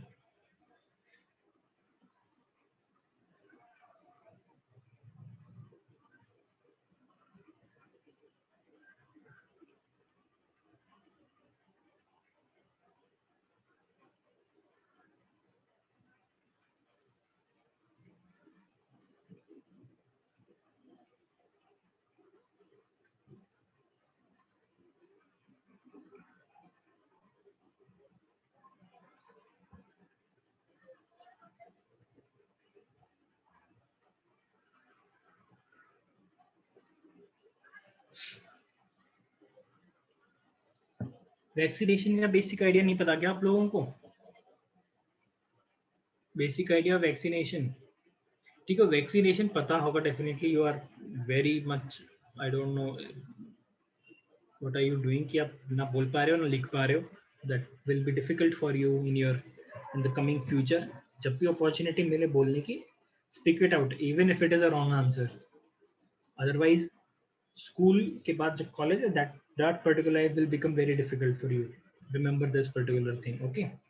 If you get an opportunity to speak, just speak. Even if you're speaking anything, just speak. ठीक है? You'll not get these opportunities आगे। तो immunisation is nothing but vaccination करवाना। Vaccination में basically क्या होता है, अगर आपको कोविड का वैक्सीनेशन लगा है तो नथिंग बट जो कोविड का जो वायरस है, दैट पर्टिकुलर वायरस, या तो उसे किल करके या फिर उसकी इंटेंसिटी कम करके, या तो उसको किल करके या तो उसकी उस पर्टिकुलर वायरस की इंटेंसिटी है उसको थोड़ा वीक करके आपकी बॉडी में डाला जाता है। तो जब वो आपकी बॉडी में जब जाता है, बिकॉज या तो इट इज किल्ड या फिर इट इज वीक, सो वो बॉडी पे उतना इफेक्ट नहीं कर पाएगा। बट क्या होगा, आपकी बॉडी उसके अगेंस्ट एंटीबॉडीज बना लेगी, आपकी बॉडी उसके अगेंस्ट एंटीबॉडीज बना लेगी। ठीक है, तो जब real virus in living virus जब आपकी बॉडी में आएगा, लिविंग परफेक्टली फाइन वायरस जब आपकी बॉडी में आएगा, तो आपकी बॉडी को तब ये नहीं सोचना पड़ेगा कि यार इसके लिए एंटीबॉडीज बनाने हैं, इतने में तो वायरस काम कर जाएगा, बहुत फास्ट मल्टीप्लाई करते हैं। बट अगर पहले से ही आपकी बॉडी के पास एंटीबॉडीज प्रोड्यूस होंगे तो क्या करेगा, वो वायरस जैसे ही आएगा एंटीबॉडीज तुरंत उसको मार देगी। एंटीजेंस होते हैं वायरस के ऊपर, अगर आपको पता हो तो इंटरेक्शन कैसे होता है। वायरस के ऊपर एंटीजेंस होते हैं, उनकी सरफेस जो होती है उसके ऊपर एंटीजेंस होते हैं। एंटीजेंस को ये एंटीबॉडीज पहचान लेते हैं, एंटीजन एंटीबॉडी इंटरेक्शन इसे बोलते हैं, एंटीजन एंटीबॉडी इंटरेक्शन। इन दोनों का इंटरेक्शन होता है, एक दूसरे को पहचान लेते हैं ये लोग। पहचानने के बाद एक जो एंटीबॉडीज का काम है to kill that particular foreign thing, तो वो कर देती है। आगे बात समझ में?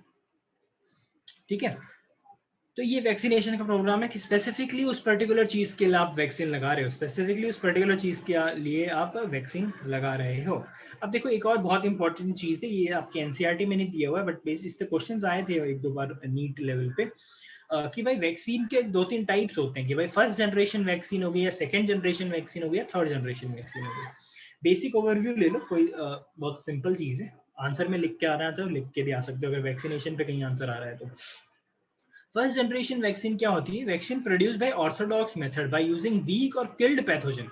मतलब ये ऑर्थोडॉक्स मेथड है, पुराने मेथड है, जैसे हम वैक्सीन बनाते थे कि भाई हाँ भाई पहले उस पर्टिकुलर ऑर्गेनिज्म पैथोजन को लोगे आप, पैथोजन को या तो किल करोगे या तो उसको वीक करोगे और फिर बॉडी में डालोगे। ये ऑर्थोडॉक्स मेथड है, इसको बोलते हैं फर्स्ट जनरेशन वैक्सीन, मतलब प्रिमिटिव वैक्सीन आप बोल सकते हो। प्रिमिटिव बट मोस्ट इफेक्टिव है ये फर्स्ट जनरेशन, पता है, प्रिमिटिव है और मोस्ट इफेक्टिव भी है ये हो गया ऑर्थोडॉक्स मेथड या फिर your first generation method.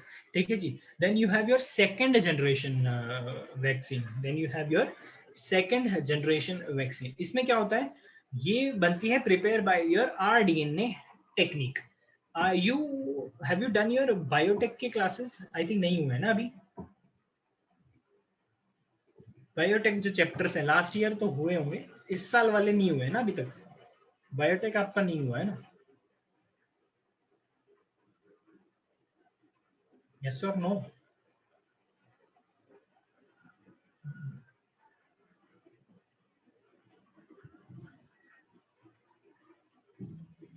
Are you able to hear me first of all?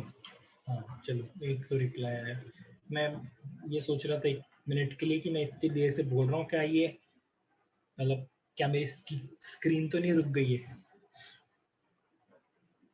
Finally नहीं सुन रहे हो आप लोग एटलीस्ट, चलो ठीक है, सुन रहे हो, वही बहुत बड़ी बात है।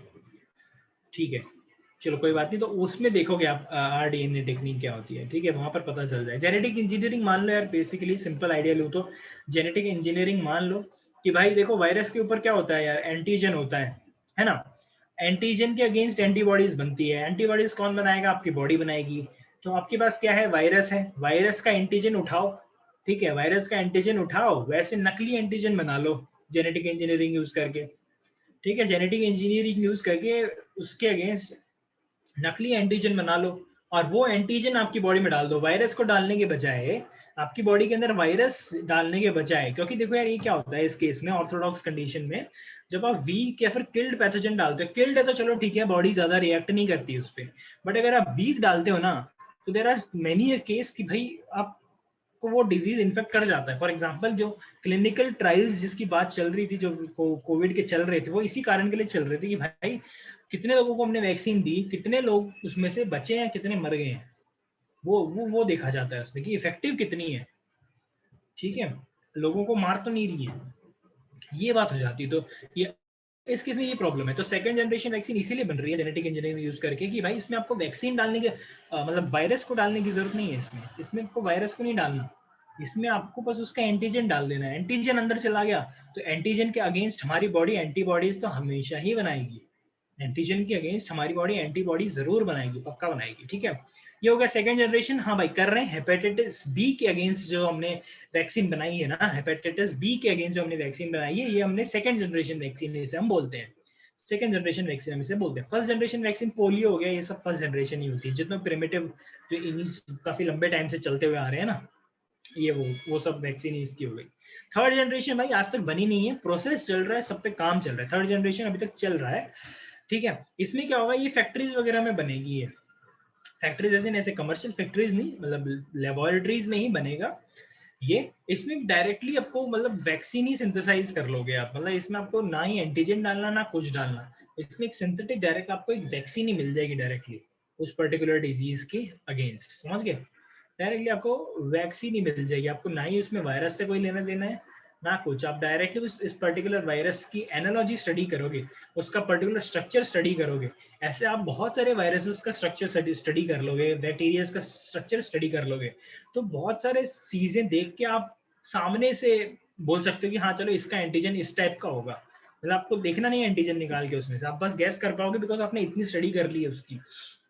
तो आप डायरेक्टली वो पर्टिकुलर वैक्सीन फैक्ट्रीज वगैरह में बनाने लग जाओगे। ठीक है, तो ये first second third generation of vaccine होती है। हमने यहाँ पर देख लिया जो टॉपिक का नाम था प्रोफाइलेक्सिस। ठीक है, will go to the next thing which is nothing but your treatment, which is nothing but your treatment। कि भाई ट्रीटमेंट कैसे हो रहा है, समझ रहे हो? Is it okay? हमारी स्पीड तो कोई ज्यादा नहीं है ना, are you able to understand things? चीजें समझ में आ रही है या नहीं?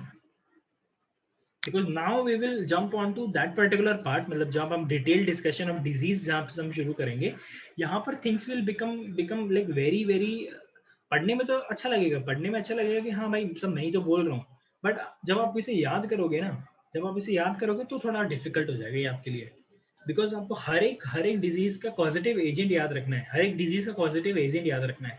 इसमें भी एक चीज कर सकते हो, देखो मैंने बहुत सारे डिजीज का किया हुआ है, मैंने इसमें कम से कम 12 से 13 डिजीज आने वाले हैं आपको, ठीक है।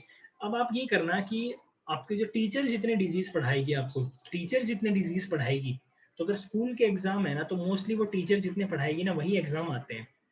बट आगे देखना जाए तो आपको अगर जो आपके बोर्ड एग्जाम होंगे ना वहां पर भैया पूछेंगे, ये वहां पर पूछते हैं, ठीक है। वहां पर ही पूछ सकते हैं कोई भी डिजीज उठा के, बिकॉज जितने डिजीज यहाँ पर जो मैंने पढ़ाए हैं ना, ये इन सबका कहीं ना कहीं पे मेंशन नाम है आपकी बुक में, चाहे उस बुक ने आपको एक्सप्लेन नहीं किया है वो चीज, बट हाँ नाम जरूर दिया हुआ है, ठीक है, नाम जरूर दिया हुआ है। चल रहे हैं, तो अभी हम सिम्टम ट्रीटमेंट देखेंगे। ट्रीटमेंट भी मैंने यार ये आपको बता दिया है, सिम्टोमेटिक ट्रीटमेंट होता है, फिर पैथोजन को टारगेट करते हैं। सिम्टम को टारगेट करते हो तो सिर्फ फीवर के अगेंस्ट उसको मेडिसिन दोगे, पैथोजन को टारगेट करते हो तो उस पर्टिकुलर पैथोजन को मारने के लिए, पैथोजन को किल करने के लिए मेडिसिन दोगे। बहुत ही अच्छा एग्जांपल इसका मलेरिया का होता है। देखो मलेरिया का सिम्टम क्या है भाई, फीवर होगा आपको, बहुत ही कॉमन सिम्टम है मलेरिया के अगेंस्ट, आपको फीवर होगा, समझ रहे हो। मलेरिया के अगेंस्ट आपको फीवर होगा तो फीवर के अगेंस्ट आपको दवाई दे देना भाई। फीवर के अगेंस्ट आपको क्या दवाई देगा, एंटीपायरेटिक ड्रग दे देगा वो। एंटीपायरेटिक ड्रग मतलब बॉडी का टेम्परेचर रिड्यूस करने के लिए मेडिसिन, लाइक क्रोसिन हो गई है ना, क्रोसिन हो गई, ये आपको दे देगा। इससे क्या होगा भाई, आपका फीवर रुक जाएगा, आपका फीवर थोड़ा कम हो जाएगा, आपका बुखार थोड़ा कम हो जाएगा। बट भाई क्या नाम है, अपना डिजीज बैठा है आपके अंदर अभी भी, मतलब जो भी बैक्टीरिया या वायरस है, जो भी पैथोजन है, वो अभी भी आपकी बॉडी के अंदर बैठा है, अभी तो सिर्फ आपने सिम्टम ट्रीट किया है, ठीक है। फिर दूसरी चीज आ जाती है कि अगर आप पैथोजन को टारगेट कर रहे हो, पैथोजन को टारगेट करने के बाद जो आप ड्रग लेते हो या फिर जो मेडिसिन लेते हो, उसे उसे हम बोल देते हैं पैथोजन टारगेटेड ट्रीटमेंट। क्या पैथोजन को टारगेट किया है, तो जब आप क्यूनाइन ड्रग लोगे तो ये क्या करेगा, ये उस पैथोजन पे एक्ट करेगा डायरेक्टली, ये पैथोजन को टारगेट करेगा, पैथोजन को किल करेगा, ठीक है। पैथोजन को टारगेट करेगा और पैथोजन को ही किल करेगा।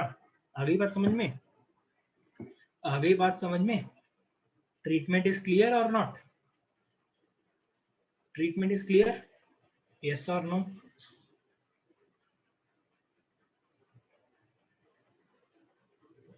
सिंपल है, पहले भी किया हमने।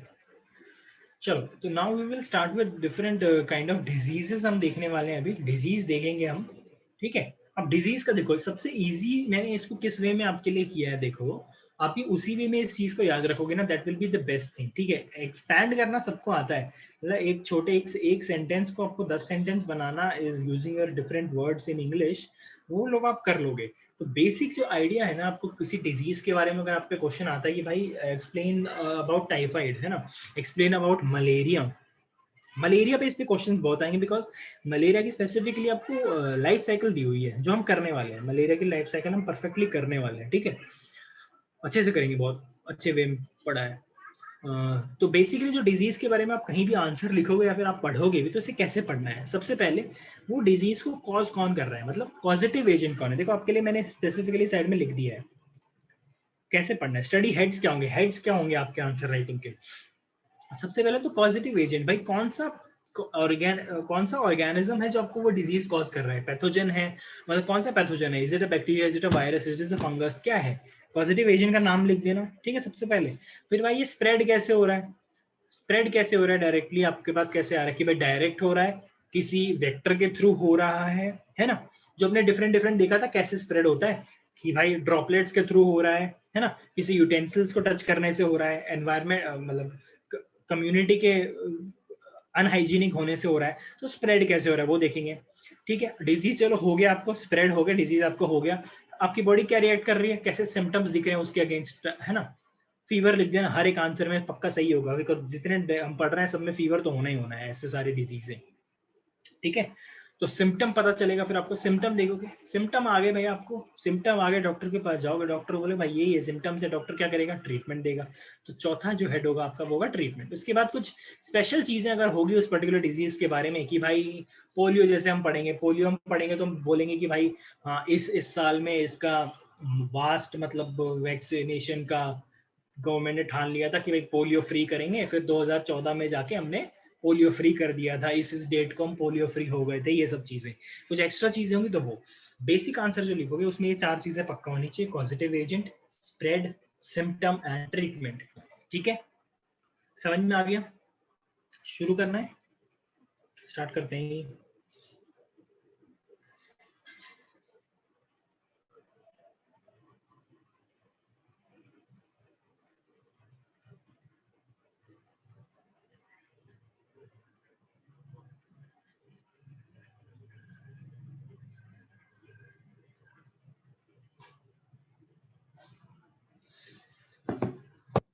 ठीक है, ओके।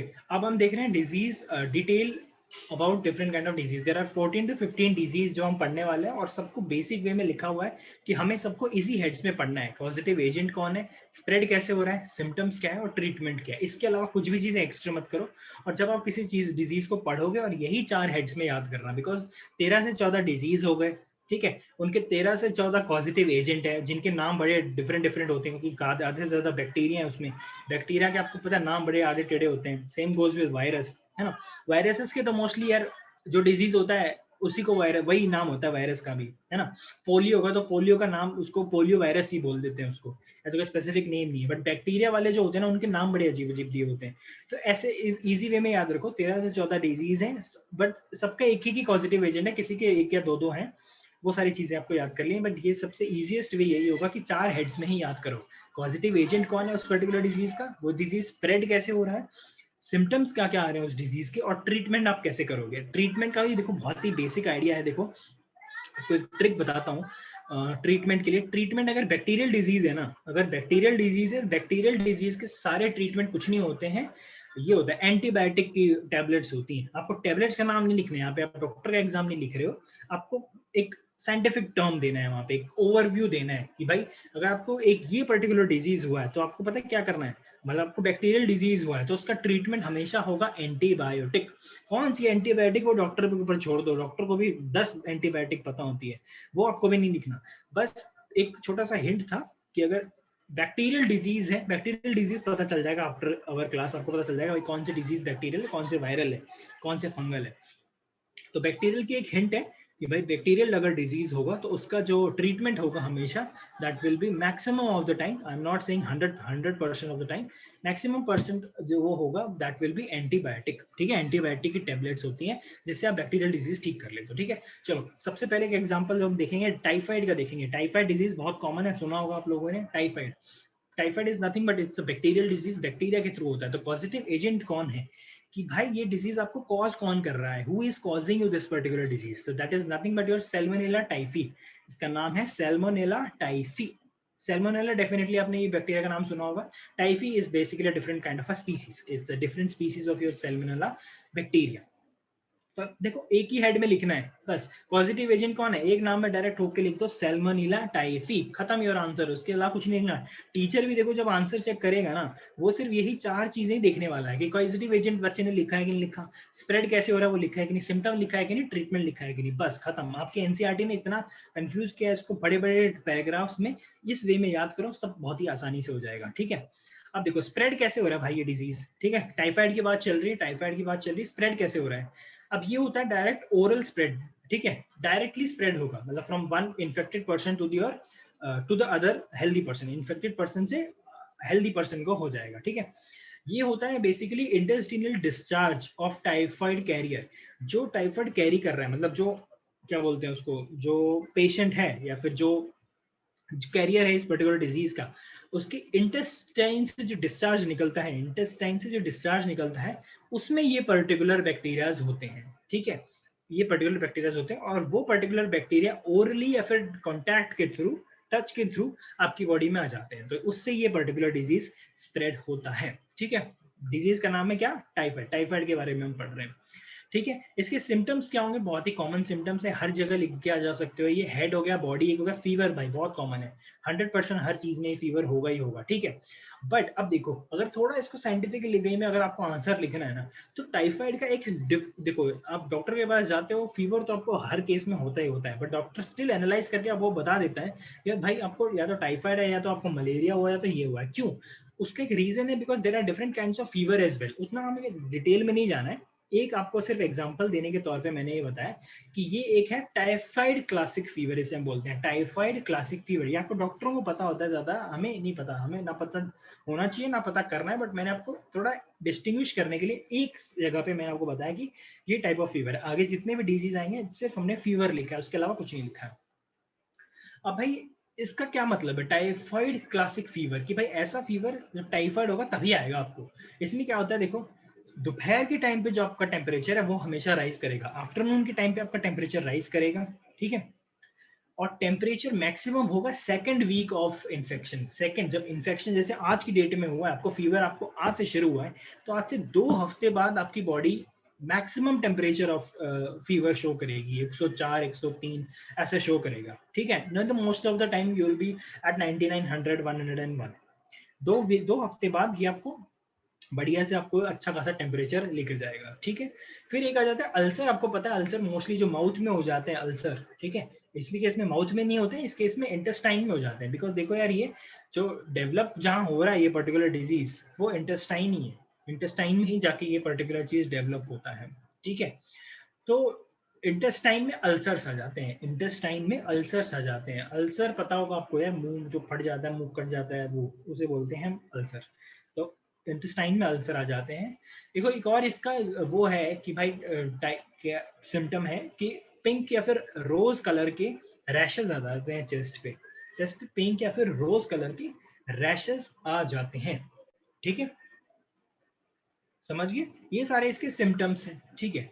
फिर इसकी एक अच्छी खासी स्टोरी आपके इसमें बुक में दी हुई थी, एनसीईआरटी में मैंने भी लिख दी। एक मैडम थी जिनका नाम था मैरी मैलन, ठीक है, मैरी मैलन इनका नाम था। इनका काम क्या था, ये कुक थी प्रोफेशन से, लोगों को खाना खिलाती थी ये, है ना। बट क्या हुआ, बहुत सालों बाद पता चला कि भाई ये तो मैडम है, इनको ऑलरेडी टाइफाइड है। और ये through out her career of cooking ये लोगों को टाइफाइड फैलाती रही है, ठीक है। तो इन बाद में जाने के बाद पता चला कि भाई मैडम को टाइफाइड है, और जो लोगों को टाइफाइड हो रहा है वो इन मैडम की वजह से ही हो रहा है। तो इसीलिए मैडम का नाम ही रख दिया लोगों ने कि टाइफाइड मैरी, मैडम का नाम ही रख दिया टाइफाइड मैरी, ठीक है। कंटेजियस डिजीज है, इन्फेक्शियस डिजीज है, फैलता बहुत जल्दी है ये, है ना, ठीक है। बैक्टीरिया का नाम याद हो गया, स्प्रेड कौन कर रहा है, सिम्टम क्या हो रहे हैं, ट्रीटमेंट देखते हैं इसका, ठीक है। हाँ, एक और चीज है, कई कई जगह पे हम ये भी देखेंगे इसका ये क्या है, प्रोफाइल एक्सिस क्या है इसका, वो भी चेक करेंगे कि भाई इसको ट्रीटमेंट, इसको मतलब ठीक करने से पहले आप क्या ले सकते हो। प्रोफाइल एक्सिस टर्म आपको पता हुआ है, पॉजिटिव वे में क्या प्रिकॉशंस आप ले सकते हो, आपको टाइफाइड ना हो उसके लिए आप पहले ही क्या कर सकते हो, उसको बोलते हैं प्रोफाइल एक्सिस, है ना। पहले ही आप कुछ तो ले लोगे, क्या लोगे पहले, मेडिसिन तो लोगे नहीं, है ना। मेडिसिन थोड़ी खाते बैठोगे कि मेरे को आज टाइफाइड ना हो जाए, है ना, आज नहीं होगा 1 साल बाद हो जाएगा, है ना। मेडिसिन थोड़ी रोज खाते होगे टाइफाइड के लिए, वो तो एक अच्छा एग्जाम्पल नहीं है, ठीक है। तो अब प्रोफाइल एक्सिस इसका क्या है, डेफिनेटली वैक्सीन है। मैक्सिमम प्रोफाइल एक्सिस जो होते हैं वो वैक्सीन ही होती है, कि आपको वो पर्टिकुलर डिजीज ना हो। फॉर एग्जांपल पोलियो, पोलियो आपको ना हो उसके लिए आपने पहले ही वैक्सीन ले ली, that is your prophylaxis against polio. तो इसके केस में क्या prophylaxis, again we have a particular vaccine, ठीक है।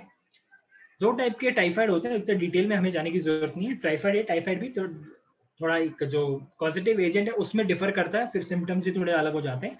बट आपके आपके लिए आपके लेवल के हिसाब से typhoid is enough, typhoid A typhoid B. तो इसीलिए वैक्सीन का नाम टैब होता है, इसकी वैक्सीन का नाम टैब है।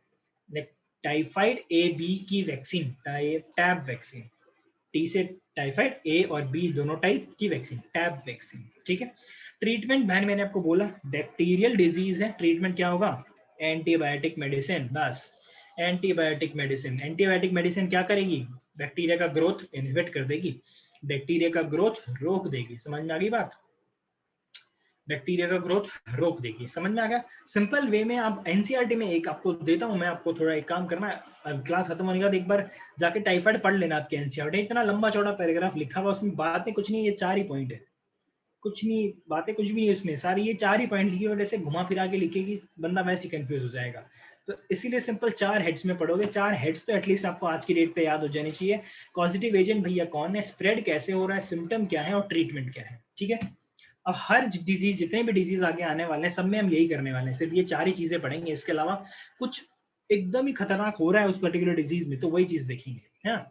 निमोनिया आ गया, निमोनिया बहुत सुना होगा आपने, निमोनिया बहुत सुना होगा, ठीक है। कॉजेटिव एजेंट कौन है भाई, निमोनिया अगेंस्ट अभी जितने भी डिजीज आ रहे हैं सारे बैक्टीरियल आ रहे हैं, ठीक है, जितने भी डिजीज आ रहे हैं सब बैक्टीरियल आ रहे हैं। तो कौन है कॉजेटिव एजेंट निमोनिया का? कौन है पॉजिटिव एजेंट निमोनिया का? पॉजिटिव एजेंट के निमोनिया का जो कॉज है that is nothing but different kinds of bacterias, different kind of bacterias, ठीक है।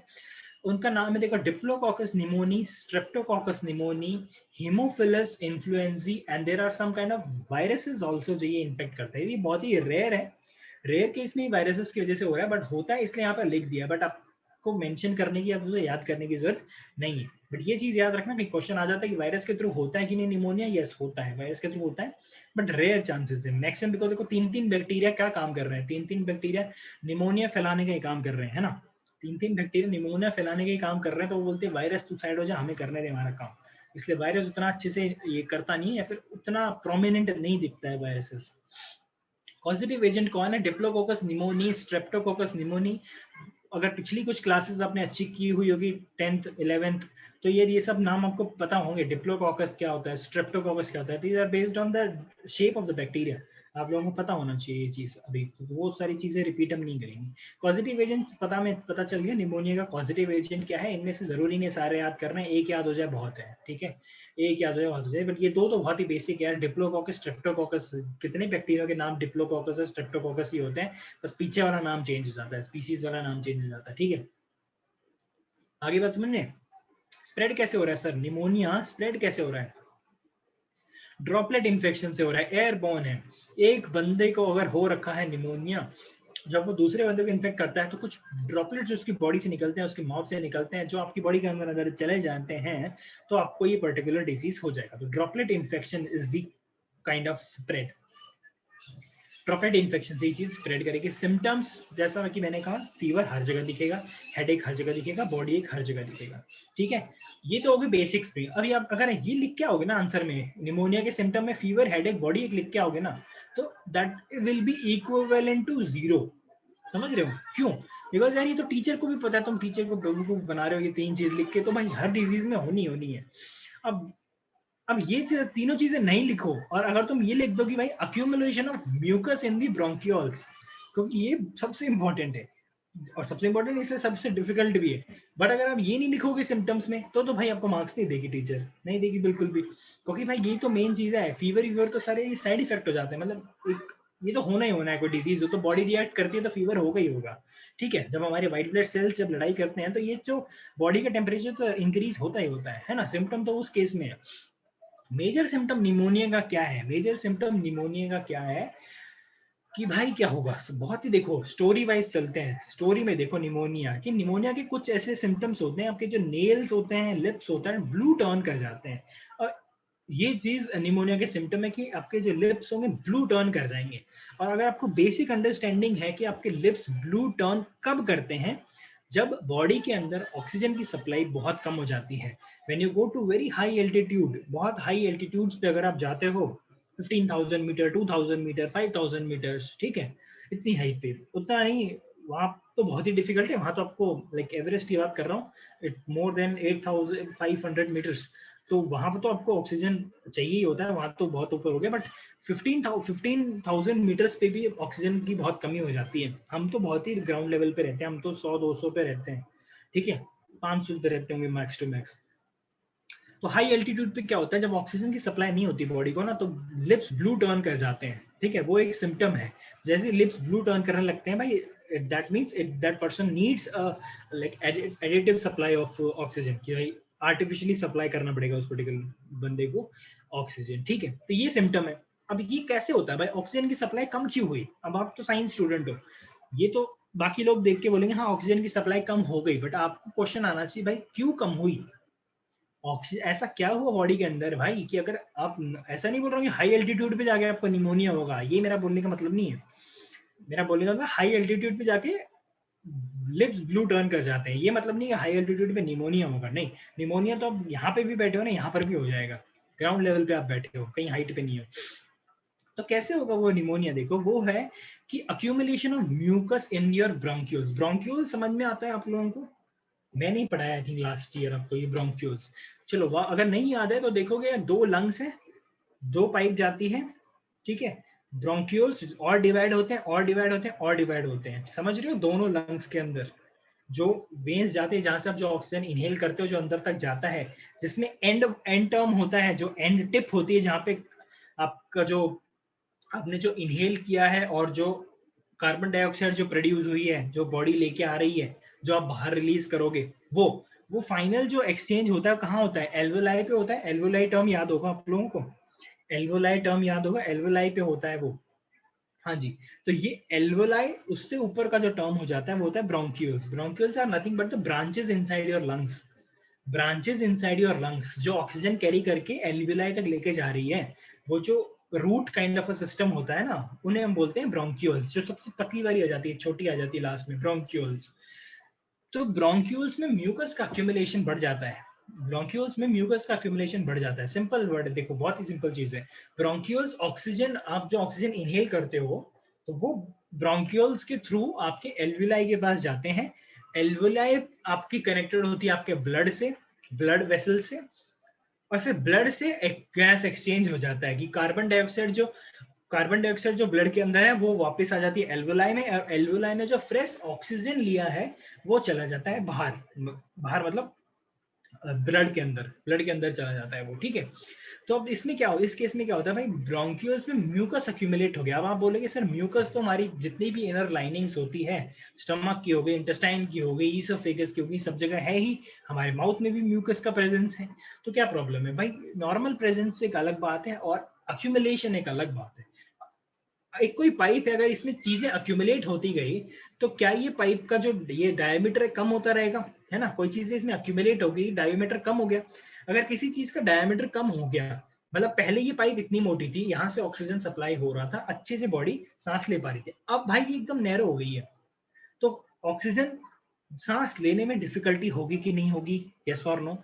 सिंपल चीज है ना यार। अगर आपके जो पाइप है वही अगर पतली हो गई है, क्योंकि because of the accumulation of mucus, अब आप सांस नहीं ले पा रहे हो, सांस नहीं ले पा रहे हो तो भाई आपकी एल्वुलाई तक ऑक्सीजन जा नहीं पा रही है। एल्वुलाई तक ऑक्सीजन जा नहीं पा रही है तो आपको बहुत ही हैवी ब्रीदिंग करनी पड़ रही है, मतलब आपको बहुत ही जोर लगाना पड़ रहा है ब्रीथ करने में, समझ नहीं आ रही है बात, बहुत ही जोर लगाना पड़ रहा है ब्रीथ करने में। तो ये सारा रीजन रिजल्ट कर जाता है किस केस में, ऑक्सीजन की शॉर्टनेस में, तो ब्रीथिंग डिफिकल्टी शुरू हो जाती है।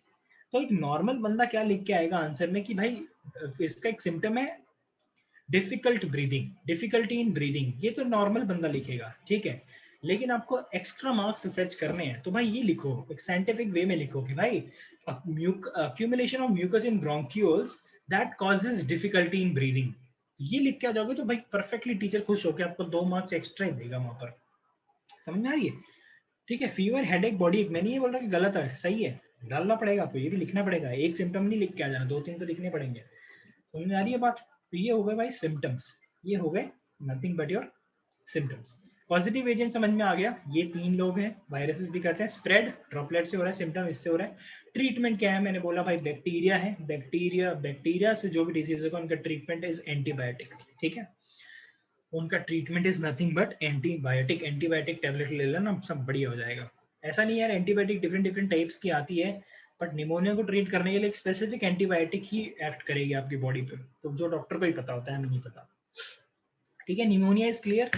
नेक्स्ट डिजीज देख लेते हैं, कहाँ तक जितने डिजीज देख लेते हैं उतने अच्छे हैं, क्योंकि डिजीज काफी सारे हैं हमारे पास, बट इसी वे में लिए हमने सबको, ठीक है। अब ये देखो 2 डिजीज है, ये सिमिलर डिजीज है दोनों, ये ज्यादा इनमें डिफरेंस है नहीं। हाँ एक और कर सकते हो, अगर आपको कोई डिजीज समझ में नहीं आती है, देखो अब ये सारे डिजीज है, ये ना इंटरनल डिजीज है, मतलब दिखेंगे नहीं आपको, तो फंगल डिजीज जो हो, फंगल डिजीज है वो दिख जाते हैं आपको, फंगल डिजीज आपको दिख जाते हैं। तो फंगल डिजीज की डेफिनेटली इमेज आप एक बार गूगल कर लेना कि हाँ यार कि ऐसा दिखता है, इमेज देखोगे ना तो वो फोटोग्राफिक मेमोरी हमारी बॉडी की अच्छी होती है, कि किसी को फोटो देखा होगा ना तो वो ज्यादा देर तक याद रहता है, समझ रहे हो, तो फोटो जरूर देख लेना, ठीक है। किसी की टीबी की फोटो देख लेना, एक बंदा खांसता हुआ दिखाई देगा, ठीक है, टीबी में खांसता रहता है, कफिंग की प्रॉब्लम होती है टीबी में, तो वो चीजें ऐसे आपको याद रहने में हेल्प करेगी, ठीक है। तो एक चलते हैं, ये है डिप्थेरिया और पर्ट्यूसिस, ठीक है, 2 डिजीज है diphtheria and pertussis, very similar but not exactly similar, बस इनका वैक्सीनेशन कॉमन है, कॉमन वैक्सीनेशन होता है इनका, ठीक है, डिप्थेरिया का एंड पर्ट्यूसिस का।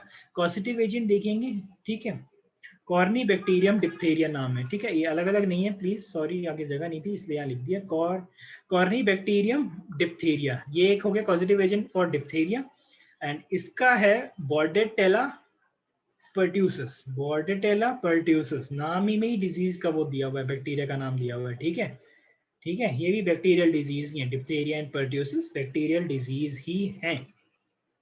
कॉजेटिव एजेंट समझ में आएगा। स्प्रेड कैसे होता है, ये एयरबॉर्न है, मतलब हवा के थ्रू हो जाएगा, ड्रॉपलेट्स हवा में आएगी, हवा से दूसरे आदमी को इन्फेक्ट कर देगी। Same goes with droplet infection ही पर्ट्यूसर्स में भी होता है। सिम्टम देखोगे यार क्या होगा, इन्फ्लेमेशन ऑफ नेजल एपिथेलियम, ठीक है, इन्फ्लेमेशन ऑफ नेजल एपिथेलियम, जो आपके नोज के अंदर जो एपिथेलियम की जो लेयर होती है, वहां पर इन्फ्लेमेशन हो जाएगी, जिसकी वजह से क्या होगा, आपका जो रेस्पिरेटरी ट्रैक्ट है, सांस लेने की जो पूरे जो पाइप है, वहां पर आपको ब्लॉकेज से नजर आएगी, वहां पे ब्लॉकेज हो जाएगी बिकॉज ऑफ इन्फ्लेमेशन। यहाँ पे कोई अक्यूमुलेट नहीं हुआ है बट वो इन्फ्लेमेट कर गए हैं, फूल गया है, तो वो इसका एक सिम्टम है डिप्थेरिया का, ठीक है। ये ज्यादातर कॉमन होता है छोटे बच्चों में, 5 साल से नीचे जो बच्चे होते हैं ना, उनमें ये पर्टिकुलर डिप्थेरिया कॉमन होता है।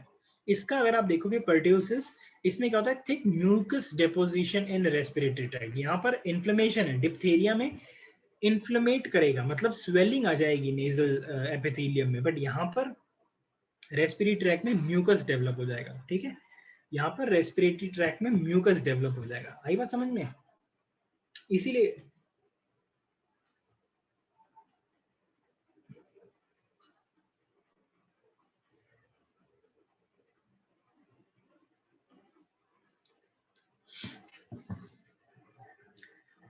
ठीक है। अब देखो, इसको वूपिंग कफ भी बोलते हैं, ये बहुत कॉमन टर्म है, वूपिंग कफ बोलते हैं इसको। इसको वूपिंग कफ क्यों बोलते हैं, देखो इसका एक कारण है कि देखो, जब जो आपका रेस्पिरेटरी ट्रैक्ट है ना, उसके अंदर म्यूकस डिपॉजिट हो जाता है, पर जब आप सांस लेते हो ना, तो वो एक हॉलो पाइप है और उसके बीच में अगर कोई अड़चन सी आ जाती है तो एक अजीब सा साउंड प्रोड्यूस करता है। फॉर एग्जाम्पल आप देखोगे, जो आपके ये ट्रम्पेट होते हैं, ट्रम्पेट को हिंदी में क्या बोलते हैं, जो ये बैंड बाजे से होते हैं, हवा मारनी पड़ती है जिसमें, इसके बीच में इसमें इसमें आवाज क्यों आती है, जब कोई ना कोई अड़चन आ जाए बीच में, कुछ ना कुछ चीजें डली होती है बीच में, जब आप एयर उसके थ्रू पास करती है तो साउंड प्रोड्यूस होता है। सेम ये यहाँ पर भी होता है। तो एक वूपिंग, एक बहुत ही वियर्ड सी आवाज आने लगती है जब आपको प्रोड्यूस होता है ना, जब आप सांस लेते हो, क्योंकि तो हैवी ब्रीदिंग करनी होती है बिकॉज म्यूकस डेवलप हो गया आपके रेस्पिरेटरी ट्रैक्ट में। तो जब आप हैवी ब्रीदिंग करते हो ना, तो आपकी जो ये रेस्पिरेटरी ट्रैक्ट से एक आवाज आती है, वूपिंग साउंड प्रोड्यूस होता है।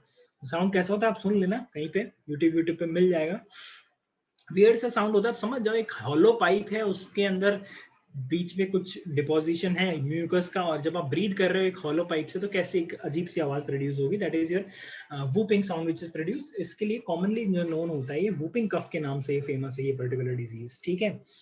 हाँ जी, तो यही बेसिक डिफरेंस था इनमें, इनको साथ में लेने का कारण यही था कि यहाँ पर जो रेस्पिरेटरी ट्रैक में ब्लॉकेज हो रही है डिप्थेरिया में, वो हो रही है इन्फ्लेमेशन की वजह से, और यहाँ पर जो ब्लॉकेज हो रही है, ये हो रही है म्यूकस डिपोजिशन की वजह से, ठीक है।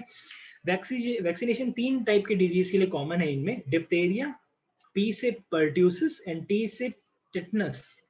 ये 3 चीजें हैं, तीनों के अगेंस्ट में यही पर्टिकुलर वैक्सीन लगती है, ठीक है। ट्रीटमेंट वाकई सेम चीज है, बैक्टीरिया है, ट्रीटमेंट एंटीबायोटिक ही होगा, ठीक है, ट्रीटमेंट एंटीबायोटिक ही होगा। अगली बात समझ में, should we move to the next diseases.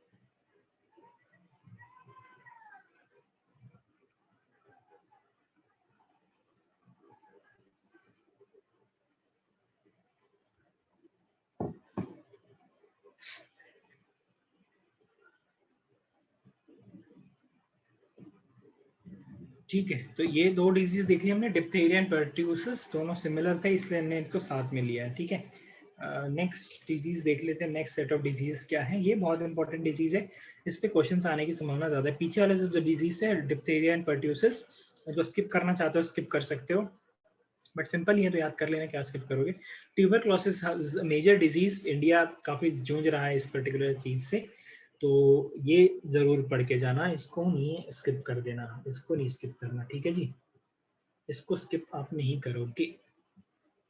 Okay, positive agent again it's a bacterial disease, तो इसका बैक्टीरिया है माइकोबैक्टीरियम ट्यूबरक्लोसिस, नाम में ही बैक्टीरिया का नाम आ जाता है, माइकोबैक्टीरियम ट्यूबरक्लोसिस, माइकोबैक्टीरियम ट्यूबरक्लोसिस, ये हो गया पॉजिटिव एजेंट। हाँ जी, स्प्रेड कैसे होता है, डायरेक्ट स्प्रेड होता है through droplet infection, direct spread होता है through droplet infection, direct spread होता है through droplet infection, direct spread होता है थ्रू ड्रॉपलेट इन्फेक्शन। ठीक है जी,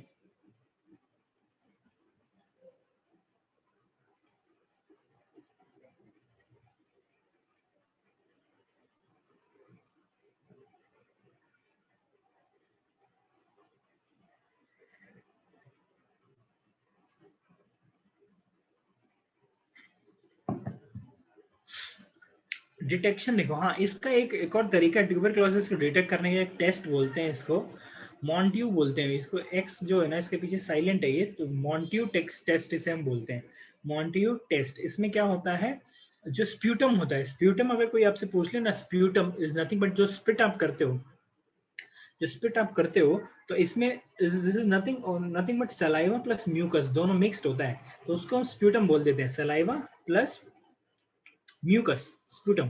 ठीक है, saliva plus mucus is sputum. तो स्पूटम का टेस्ट करते हैं, उसमें ट्यूबरक्यूलिन अगर पाया जाता है कि हाँ भाई आपके स्पूटम में ट्यूबरक्यूलिन है, तो अगर आपके में ट्यूबरक्यूलिन डिटेक्ट हुआ that means you are suffering from TB.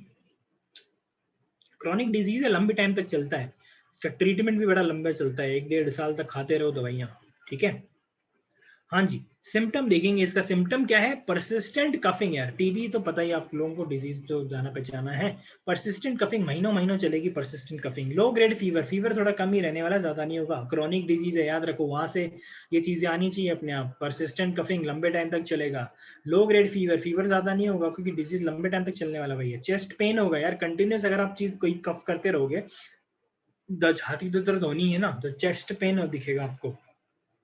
ठीक है, वेट लूज हो जाता है, सडन वेट लूज हो जाता है, संकन आई हो जाती है, सारा दिन खांसते रहोगे तो ये भी चीज हो ही जाएगी।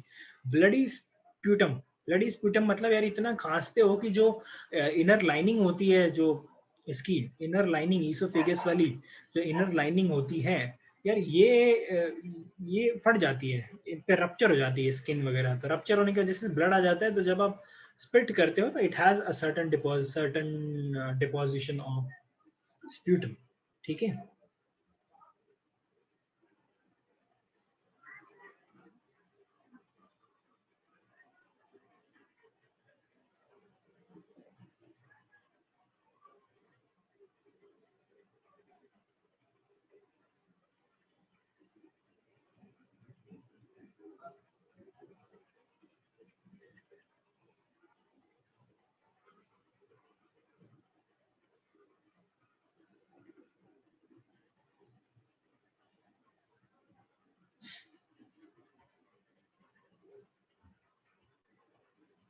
ठीक है, ये सारे सिम्टम है ट्यूबरक्लोसिस के, सिम्टम बड़े ही सिंपल से हैं, आप यार आराम से इसे याद रख पाओगे। ट्रीटमेंट क्या है देखो, ट्रीटमेंट क्या है देखो, इसका प्रोफाइलैक्सिस भी है कि एक वैक्सीन आती है बीसीजी नाम की, जिसका नाम है बैसिलस क्लेमेटिगुएरिन। ये जो पीछे के जो दो नाम है, this is nothing but the scientist जिसने डेवलप किया था, bacillus is nothing but the bacteria का नाम, bacillus the shape of a bacteria, तो बैसिलस क्लेमेटिगुएरिन इज द नाम ऑफ द वैक्सीन बीसीजी। ये वैक्सीन अगर आपको लग जाए तो शायद ट्यूबरक्लोसिस से आप बच जाते हो, 100% गारंटी नहीं होती है, बट हाँ 100% ट्रीटेबल है। लोग बोलते हैं कि ट्यूबरक्लोसिस ट्रीटेबल नहीं है, नहीं यार 100% ट्रीटेबल है, बस लंबा चलता है ट्रीटमेंट। तो लोग क्या करते हैं कि यार आपने एक दवाई ले ली, हाँ आपका कफिंग थोड़ा सा ठीक हो गया, तो लोग सोचते हैं क्यों भाई इतने और दवाइयाँ लेने, क्यों पैसा खर्चा करना, छोड़ो दवाइयाँ बंद कर दो। दवाइयाँ बंद कर दे दो नहीं, बट वो बैक्टीरिया रह जाता है अंदर, वो बैक्टीरिया तो रह जाता है। ठीक है, वो बैक्टीरिया रह जाता है, तो अगेन वो वैसे डेवलप होने लगता है ना, ठीक है, समझ रहे हो। अब ये एक और बहुत ही खतरनाक चीज इसमें होती है, this is MDR TB, multi drug resistant TB. अब ये कैसे होता है, देखो आप एक डॉक्टर के पास गए, उसने आपको एक पर्टिकुलर बैक्टीरिया के अगेंस्ट, देखो इसमें भी डिफरेंट डिफरेंट बैक्टीरिया के अगेंस्ट वो आती है दवाइयाँ, बैक्टीरिया मतलब इसमें भी डिफरेंट डिफरेंट बैक्टीरिया होते हैं, माइक्रोबैक्टीरियम ट्यूबरक्लोसिस के 2-3 बैक्टीरिया और होते हैं, ठीक है। तो बैक्टीरिया के अगेंस्ट एंटीबॉडीज देनी पड़ती है, एंटीबायोटिक्स देनी पड़ती है, सॉरी एंटीबायोटिक्स देनी पड़ती है। तो मान लो आप एक डॉक्टर के पास गए, आपने उससे दवाई ली, उसने एक पर्टिकुलर बैक्टीरिया के अगेंस्ट आपको एंटीबायोटिक दे दिया, आपने ली, वो थोड़े दिन लिया आपने भाई, अब आपको ठीक लगने लगा, कफिंग थोड़ी कम हो गई, आपने बंद कर दी, ठीक है। आपको फिर से कफिंग चालू हो गई, बिकॉज यार बैक्टीरिया तो रह गया, बैक्टीरिया तो थोड़ा देर सप्रेस हुआ था थोड़ी देर, क्योंकि आप मेडिसिन ले रहे थे, एंटीबायोटिक मेडिसिन ले रहे थे, तो एंटीबायोटिक मेडिसिन इनहिबिट करती है बैक्टीरिया का एक्शन। ओके, सो अब क्या होगा कि आप दूसरे डॉक्टर के पास चले गए, वापस से कफिंग स्टार्ट हो गई, तो दूसरे डॉक्टर ने यार किसी और बैक्टीरिया के लिए आपको, किसी और बैक्टीरिया के लिए के अगेंस्ट आपको एंटीबायोटिक दे दी, है ना, किसी और बैक्टीरिया के अगेंस्ट आपको एंटीबायोटिक दे दी। अब क्या हो रहा है कि आपका वो जो बैक्टीरिया प्रेजेंट है वो डिफरेंट डिफरेंट एंटीबायोटिक्स मेडिसिन के अगेंस्ट रेजिस्ट कर पा रहा है अपने आप को। आपने पहले ये दवाई, ये वाली दवाई ले ली, उसके उसमें से कुछ बच गया, है ना, सारे मरे नहीं, उसमें से कुछ बच गए बैक्टीरिया, फिर आपने दूसरी वाली एंटीबायोटिक ले ली, भाई उसमें भी आप ठीक हुए थोड़े दिन, फिर आपने दवाई लेनी बंद कर दी, फिर से भाई वो बैक्टीरिया तो रह गया, वो बैक्टीरिया फिर से डेवलप कर जाएगा। तो ऐसे करते करते इसके वजह से एक सीवियर कंडीशन आ जाती है, जिसको बोलते हैं MDR TB, multi drug resistant TB, जो आगे जाके थोड़ा डिफिकल्ट हो जाता है, जो ट्रीटेबल आगे चल के नहीं हो पाता है, ठीक है, जिसको ट्रीट करना थोड़ा डिफिकल्ट हो जाता है।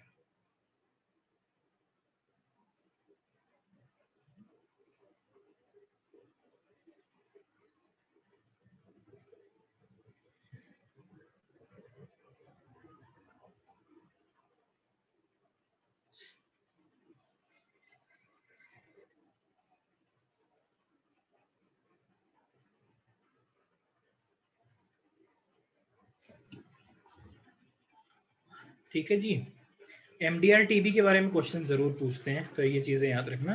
फिर देखो नेशनल टीबी कंट्रोल प्रोग्राम चला हुआ है, नेशनल टीबी कंट्रोल प्रोग्राम चला हुआ है, वैक्सीन पे वैक्सीन लगाई जा रही है, 1962 में लॉन्च किया था, 1979 में रिवाइज करके इसमें कुछ चेंजेस करे थे, अभी तक चले ही जा रहा है, अभी तक टीबी फ्री तो नहीं हुआ है इंडिया, ठीक है, टीबी तो चल ही रहा है अभी तक। पोलियो फ्री हो चुके हैं हम 2014 में, मोदी जी जब आए थे उस साल, तो वैसे याद रखना 2014 में। Okay, tuberculosis is clear.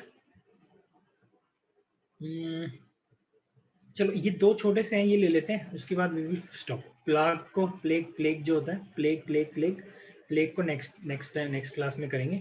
अभी के लिए हम कोलेरा और लेप्रोसी देखा था ना, लेप्रोसी वो जो टच करने से हो जाता है, ये वही लेप्रोसी है, ठीक है। ये ले लेते हैं, देखो पॉजिटिव एजेंट कौन है देख लेते हैं जरा सा, पॉजिटिव एजेंट कौन है इसका, कहाँ गया, हाँ पॉजिटिव एजेंट कौन है, विब्रियो कोलेरी, विब्रियो कोलेरी नाम से पता चल जाएगा। लेप्रोसी इसको ऑल्सो बोलते हैं Hansen's disease, maybe the scientist जिसने डिस्कवर किया था हैंसन डिजीज। इसका जो पॉजिटिव एजेंट है nothing but Mycobacterium leprae, Mycobacterium leprae. ये क्या चीज प्रोड्यूस करता है, लेप्रामाइन प्रोड्यूस करता है, ये पर्टिकुलर बैक्टीरिया बॉडी में जाने के बाद लेप्रामाइन प्रोड्यूस करते हैं। लेप्रामाइन की वजह से क्या होता है, टिश्यू ब्रेकडाउन होने लगते हैं, लेप्रेमाइन की वजह से टिश्यू ब्रेकडाउन होने लगते हैं, इसलिए बॉडी पिगमेंटेशन शो करने लगती है। लेप्रोसी की अगर जब इमेज देखोगे ना, तो बॉडी में अलग अलग पैचेस दिखाई देते हैं आपको, पैचेस, ठीक है, पैचेस अलग अलग दिखाई देंगे, सब स्वेलिंग, अजीब से बहुत ही डेंजरस सी फोटो दिखेगी आप लोगों को, आप सर्च करना है इसको जरूर। तो वो इसकी वजह से होता है, लेप्रामाइन की वजह से। लेप्रामाइन क्या करता है, टिश्यू ब्रेकडाउन का करने का काम करता है, तो ये स्किन जितने भी टिश्यूज होते हैं सरफेस पे ना, वो उनकी स्किन को पूरा ब्रेकडाउन करने लगता है, इसलिए पिगमेंटेशन हो जाता है, डिस्कलरेशन ऑफ स्किन हो जाता है, स्किन की यूनिफॉर्म कलर नहीं होता, स्किन के अलग अलग ऐसे पैचेस से बन जाते हैं डिफरेंट डिफरेंट कलर के। स्प्रेड कैसे होता है कोलेरा, देखो यार direct oral contaminated food water से होता है कोलेरा, हमने एग्जांपल भी तब दिखा था तो ये हुआ था, कोलेरा डायरेक्ट स्प्रेड होता है कंटेमिनेटेड वाटर और फूड के थ्रू, ठीक है, ये भी डायरेक्ट स्प्रेड होता है कॉन्टेक्ट में भाई, ये direct man to man, person to person, ठीक है, डायरेक्ट टच कर दिया तो ये हो जाएगा। सिम्टम इसका क्या है, डायरिया है कोलेरा का, जो भाई खतरनाक है, डायरिया ही होता है, सीवियर डायरिया होता है, लीड टू डिहाइड्रेशन, डिहाइड्रेशन हो जाता है इसकी वजह से, सिम्टम कोलेरा की वजह से। और लेप्रोसी क्या है? लेप्रोसी डिस्कलरेशन ऑफ स्किन है, लॉस ऑफ पिगमेंट है। ट्रीटमेंट क्या है? देखो ट्रीटमेंट क्या है, ये विब्रियो कोलेरी है, ये मत समझना विब्रियो है मतलब वायरस, नहीं भैया बैक्टीरिया ही है। कोलेरा और लेप्रोसी दोनों बैक्टीरिया से ही हो रहे हैं। तो ट्रीटमेंट क्या होगा? Nothing but antibiotic. हाँ भाई, इसमें देखो डिहाइड्रेशन हो रहा है, डिहाइड्रेशन जब होता है तो डॉक्टर क्या देता है? ओआरएस देता है, जरूर हमेशा देगा। देखना जब डिहाइड्रेशन बॉडी अगर एक सिम्टम शो करती है, बॉडी डिहाइड्रेट हो जाती है, तो ओआरएस जरूर डॉक्टर देता है। तो नथिंग बट ओआरएस दे दोगे तो और इसका क्या है? नथिंग, एंटीबायोटिक दे दो कोई, ठीक है। इसके कोलेरा के अगेंस्ट हमारे पास वैक्सीन भी है जिसका नाम है कोलेरा वैक्सीन, ठीक है। कोलेरा के अगेंस्ट हमारे पास वैक्सीन भी है जिसका नाम है कोलेरा वैक्सीन। इसके अगेंस्ट कोई वैक्सीन नहीं है, बिकॉज यार लोग ट्रीट नहीं कर पाते हैं। जिस किसी को लेप्रोसी हो गया तो उसको साइड में रखते हैं, बिकॉज बहुत ही कंटेजियस है, बहुत ही ज्यादा फैलता है ये पर्टिकुलर डिजीज। आई बात समझ में? ठीक है, चलो with this we will round up our first lecture. अभी देखते हैं next class, I think next week होगी, then we will be able to finish this particular chapter, ठीक है। इस बार के चैप्टर बड़े छोटे छोटे हैं, तो दो दो तीन तीन लेक्चर में सब खत्म कर देंगे, ठीक है। कोई भी डाउट रहा तो आप प्लीज मैसेज कर सकते हो मुझे, ठीक है। एनसीईआरटी होपफुली नेक्स्ट टाइम जब हमारी क्लास हो तो इस पर्टिकुलर चैप्टर की एनसीईआरटी खत्म करके रखना। इस पर्टिकुलर चैप्टर की पीडीएफ मैं आपको चैप्टर खत्म होने के बाद ही शेयर करूंगा, ठीक है। पीडीएफ चैप्टर खत्म होने के बाद ही शेयर करूंगा, तो आपको जब रिवाइज करना तो उसके बाद कर लेना, ठीक है। चलो, thank you so much for joining, have a nice day. Nice day, day तो खत्म ही हो गया, सो जाओ जाके, गुड बाय।